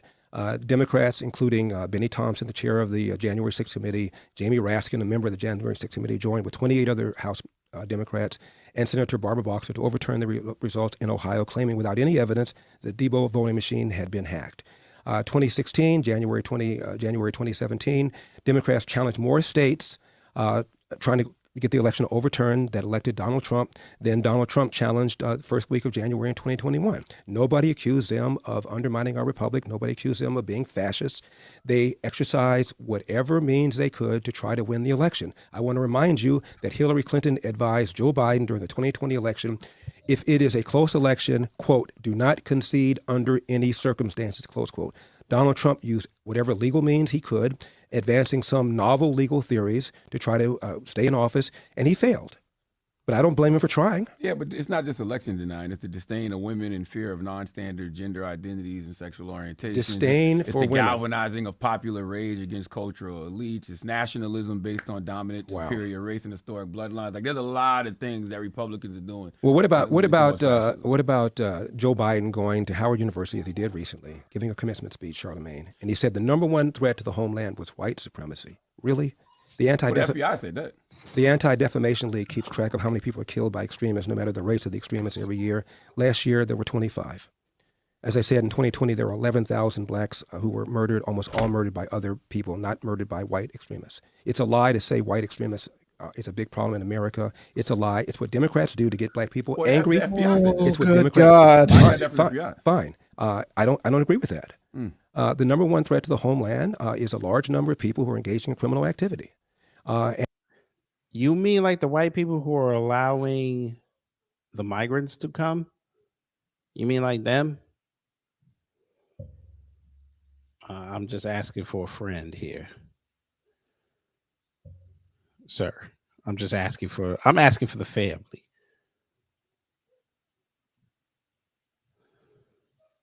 That's illegal, is it not?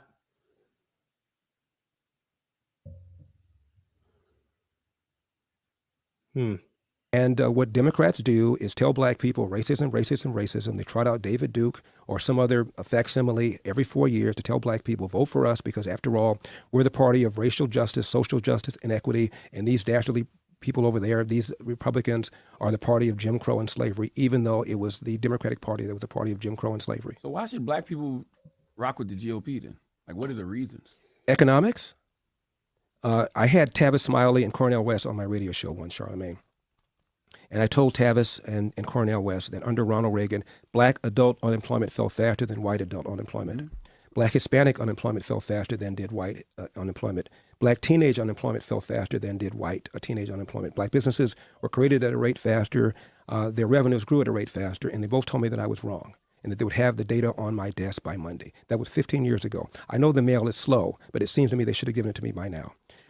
Again, Donald Trump presided over the best economy ever for black people, lowest unemployment, and it seems to me the number one reason that most people vote is because of the economy. We have had 40-year historic high in inflation.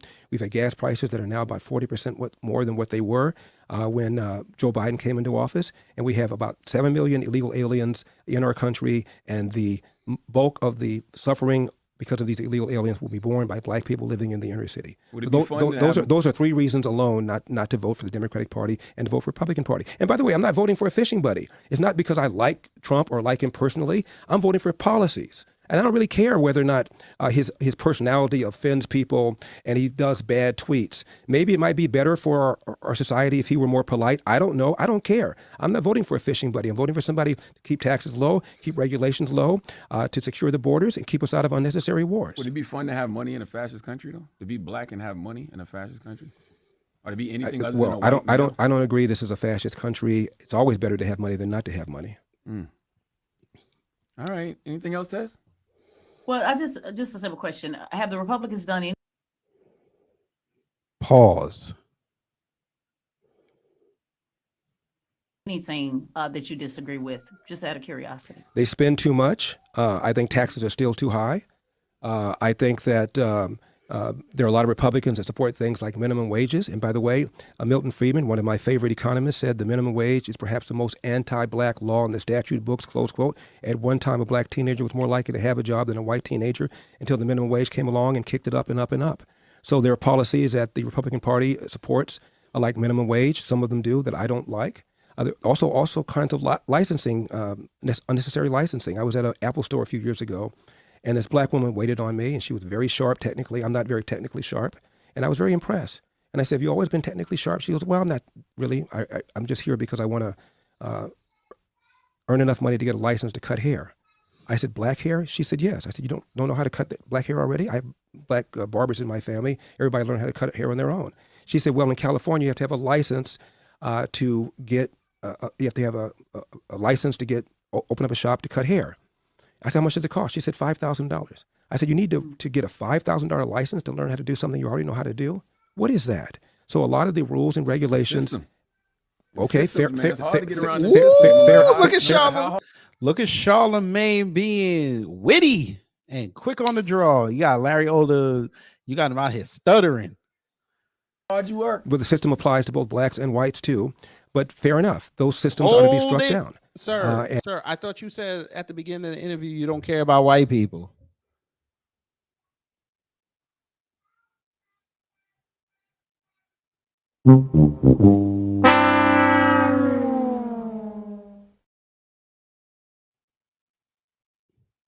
And so there are lots of things Republicans do that I don't. Well, it's not happen just to cutting like. hair. You know that. You know they have to train how to learn with diseases and to make sure your clippers are clean and make sure certain things that you have to follow certain protocols so that you can be a barber, so that you can make sure that the community's safe when you're doing these protocols. Well, if there weren't government protocols, there'd be other protocols. For example, there's something called the Consumer Reports. That's not government, and it comes out and it talks about cars and what cars are good, cars are safe. If government didn't do these kinds of things, entrepreneurs would step in and they would have licensing. So there'd be a little sticker on the window when you go to a barbershop, and it would say, "I've been approved by so and so licensing board or organization." Some of it's bullshit. 5,000 is too much though. But. There are. But they literally put up their certificates in the shop. Okay. There are all sorts of things that we would do if the government was not doing them. Do you have a black barber? Yeah, I do. Oh, okay. Just making sure. Actually, I have a black barber for 25, 30 years. He got cancer, and now the person that owns the shop, who is Latina, cuts my hair. Okay. Oh, I do want to ask you one final question. When did you? You literally just lied. He literally just lied. Oh my God. I'm gonna play it again. And it comes out and it talks about cars and what cars are good, cars are safe. If government didn't do these kinds of things, entrepreneurs would step in and they would have licensing. So there'd be a little sticker on the window when you go to a barbershop, and it would say, "I've been approved by so and so licensing board or organization." Some of it's bullshit. 5,000 is too much though. But. There are all sorts of things that we would do if the government was not doing them. Do you have a black barber? Yeah, I do. Oh, okay. Just making sure. Actually, I have a black barber for 25, 30 years. He got cancer, and now the person that owns the shop, who is Latina, cuts my hair. Okay. So you don't have a black barber. You have a Latina. What? He asked you, do you have a black barber? You said I had one for 25, 30 years, and then he got sick, and the person that owns the shop now is a Latina. Unless you're about to tell me she's Afro-Latina, that's not black, sir. Whoo.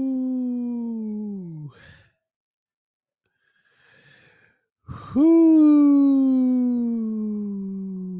I'm gonna fight all these urges, my brother. There was a lot I wanted to say there, but I'm gonna be quiet. Oh, I do want to ask you one final question. When do you think systemic racism ended? Since you said it don't exist anymore, when did it end? I can't come up with a specific time, but Civil Rights Act. Civil Rights Act of 1964, Brown versus Board of Education, the Loving versus Virginia Act that struck down race mixing. You couldn't, for 13 states, you couldn't marry a white woman. That didn't end systemic racism. Again, I think that when Barack Obama got elected, that was a big deal. When Obama got elected, this is really important. He got elected with a little more than 52% of the vote. He walks into the Oval Office the third week of January. He had a 70% approval. Now, how can that be? How can 15% all of a sudden support this man? It wasn't because they wanted capital gains taxes raised, which Obama promised to do. It wasn't because of Obamacare, which Obama promised to do. It's because many Americans said, at the very least, he'll stop the nonsense that America remains systemically racist. And for 8 years, in my humble opinion, he played race card after race card after race card. So when he entered the Oval Office, both blacks and whites thought race relations would get better. When he left, both blacks and whites thought they got worse. Why? Because he did things like the Cambridge police acted stupidly when they didn't. If I had a son, he looked like Trayvon. When what happened to Trayvon had nothing to do with his race. He embraced Black Lives Matter.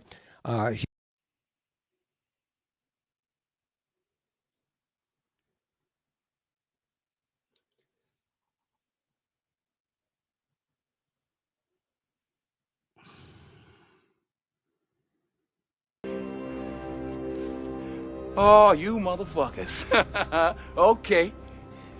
All right. I'm putting cases on all you bitches. So now Trayvon Martin got killed because he was black. But I thought you conservatives told us that his race had nothing to do with it. It was he was doing something wrong. Now he was black.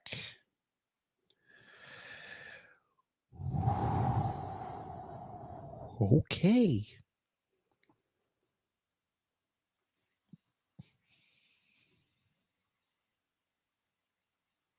That's correct. But he doing it on the low.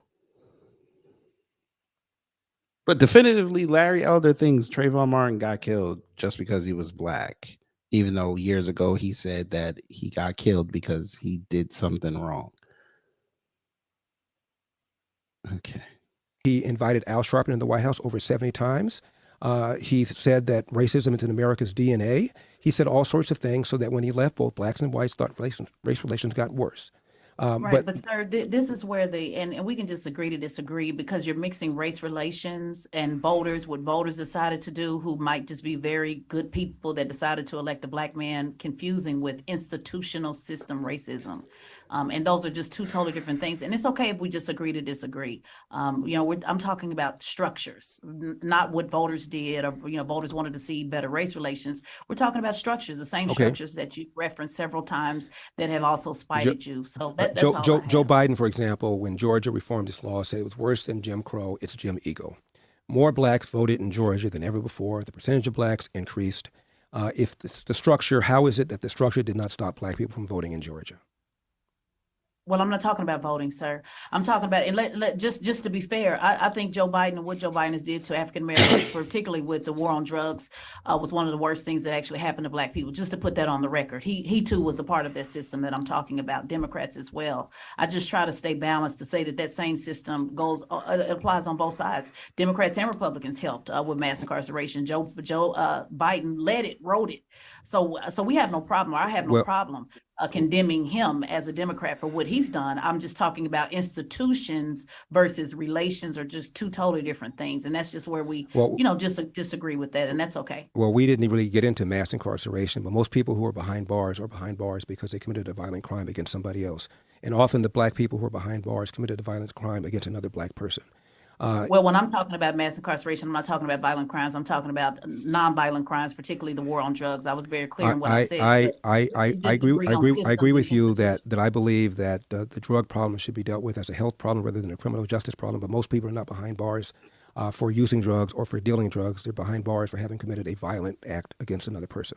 Sure, but that wasn't what I was talking about. I was very clear when I talked about Joe Biden writing the crime bill and mass incarceration with war on drugs to nonviolent offenders. So that's a different conversation. You're weaving the two together. So we just have a disagreement on institutions versus race relations, and that's okay. Well, in order for you to go to jail, you have to commit a crime. What the fuck? Walk down the street. Not always when you're black. What? Well, where are the class action lawsuits, Charlemagne? We have all these black lawyers. Many black people have gone to law school. Where are the class action lawsuits claiming that a bunch of people are behind bars illegally, wrongfully? Where are they? So you think everybody that's behind bars? I didn't say that. Behind bars I didn't say that. Why don't you answer my question? Where are the class action lawsuits? Well, you need money to do class action lawsuits. You've had a black attorney general, Eric Holder. You had back-to-back black attorneys general, Eric Holder and then Loretta Lynch.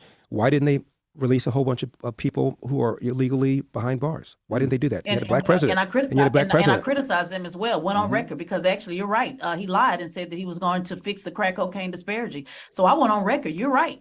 And guess what? Guess who he works for? The system. Larry. Hi, I had to pipe in again. My bad. I had to pipe in because this is in your state, sir. This is in your state. This is in Tesla's state. Over detention. What happens when a jail keeps me longer than my sentence?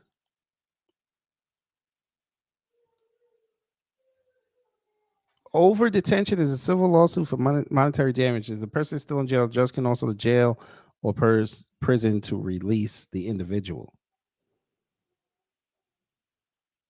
2002, Los Angeles, $27 million class action settlement. In 2002, Los Angeles County paid $27 million to settle a class action lawsuit for over detention and illegal strip searches.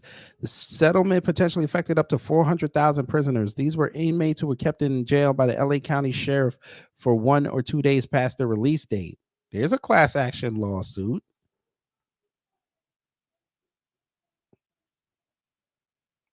Hmm. Hmm. Hmm. Y'all want to take a screenshot of that, family? We'll blow it up a little bit. That's in your state, sir. And you're a lawyer, so you should have had this ready to go. Just saying.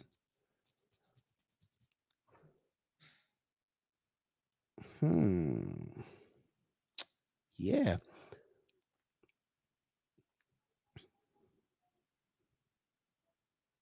He's just a black face that works for the system at the time. So again, we just disagree on systems and institutions versus black faces in high places. Well, the disparity has been rectified. Now you go to jail for dealing powder as you do for dealing crack. And at one time there was a disparity. No, you go to jail, but the ratio is not the same. Well, because the dealers are not the same. For example, there are more white people behind bars for drunk driving than there are black people. There are certain categories of crime that whites commit. Depends on the drug. More whites are behind bars for meth than blacks are. You're just going all over the place, sir. We were talking about it's very clear. You said drugs. It depends on the category of drug. It depends on the category of drugs. More whites are involved in meth than blacks. I gave you the category that I wanted to talk about, and you start talking about drinking. You're just all over the place, Mr. Elder, but it's okay. More blacks are involved in crack cocaine. More whites are involved in powder. More whites are involved in meth than blacks. Depends on the category of the drug they're talking about. And I was they gave them more. They gave black people more time for the powder than the rock. What are you talking, man? This guy, and you're a lawyer. Talking about a very clear category, and I gave you, I told you where I just criticized the black man who was in charge, and you skipped over that and went right to talking about drunk driving. So again, sir, I have no problem with criticizing black Democrats. We do that. Charlemagne does that all the time. It's just the imbalance of understanding that even black faces in high places, even including yours and Democrats, Republicans, just being fair across the board. That's all. Well, that to me basically is no different than what Joe Biden just did with Charlemagne, which is to tell me as a black person, I got to think a certain kind of way, otherwise I'm not black. And I didn't like that either. Well, you just did. I didn't like that either. You just did. You call me a black face as if I'm supposed to think a certain kind of way. No, you just I said did. black face. I said black face in high places. I said they're everywhere. You're a black face. You're in a high place. You're running for president of the United States. That's a high place, and you are a black face, correct? I said so. There's black face in high places on both sides. So it's just about being fair for me on both sides. I've mentioned three or four Democrats. I agree with that. I agree with that. Yeah, I mentioned several Democrats that I have a problem with. Several, including Joe Biden. So you don't have to sell us on that. We get that. I'm just saying it also happens on the Republican side. That's all. And black conservatives agree with a lot of your messages, Mr. Elder. But when you're not balanced across the board, it just kind of lands flat. That's all. Whose cocaine do you think it was in the White House? Since we're talking about drugs. I have no idea. All I know is that it seems to me it's to be scary that that Secret Service has closed the investigation without identifying a suspect. What other kind of stuff goes in and out of the White House without anybody knowing about it? But I have no idea. I just think it's bizarre that the investigation all of a sudden got closed that fast. And you think criminal charges should be brought against President Biden, right? I think there certainly should be an investigation about the pay-for-play stuff that we're hearing. The IRS whistleblowers are saying that they were told to stand down in their investigation. I think there's a double standard going on, as I said earlier. For example, Donald Trump has been indicted for document possession. There is a special counsel investigating Joe Biden for document possession. But his defenders are saying, well, Joe Biden, unlike Donald Trump, turned over the documents readily when they were found out to have them. And if that's the case, why is the investigation still taking so long? Tell them how they can support your campaign. LarryElder.com. I need $1 from 40,000 individuals, even if you want somebody else, to talk about some of the issues that Charlemagne and I have been talking about for the last several minutes. I can get them front and center. So LarryElder.com, $1, 40,000 individuals. I will see you on August 23rd in Milwaukee. All right, it's Larry Elder. It's the Breakfast Club. Good morning. Wake that ass. So there was that, family. That was the Breakfast Club interview, the one that all the black folks that are conservative they're just shooting their load in their faces over. He owned the Breakfast Club with stats. He owned no stats. I just sat here for 2 hours and debunked everything he said.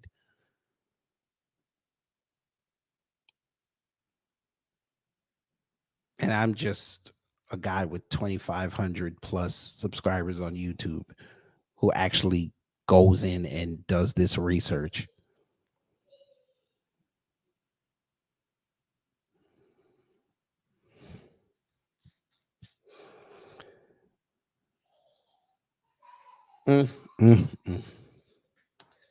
So, Breakfast Club is not doing too well with these candidates.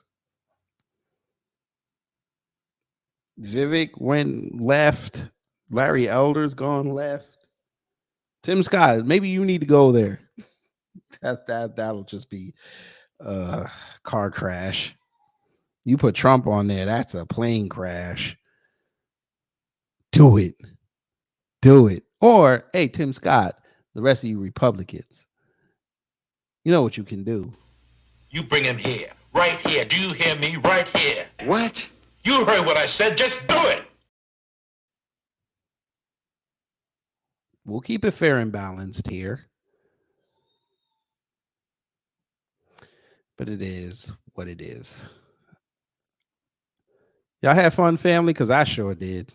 This was hilarious. Well, I'm going to get up out of here because it's late. And programming note, since the debate is Wednesday, we will use this as the Monday Talks. And there will be no Monday Talks. You may get an upload. We'll see how it goes, how the weekend goes. But yeah, there will be no live stream on Monday because I need all this energy for Wednesday. Because the hilarity that is going to be on display in Milwaukee is going to be glorious. And we need to make sure that your host, Kid Gravity, along with Blacklight Revelations, we are in peak physical condition because after this, we're going to have the call-in show, and I know it's going to go off the rails. So make sure you tell your friends. Hit the share button on that video and text it to them. I want this to blow up on YouTube. I want to show these conservatives over there how to do a live stream and tell the truth. So I'm going to need that from you guys that day. When it starts, go to your share button and share it in your text messages. I need all your people to see this. Thank you. Anyway, I'm going to get up out of here. Take care, stay safe, and you know what to do when the agents of chaos come to mess up what you got going on.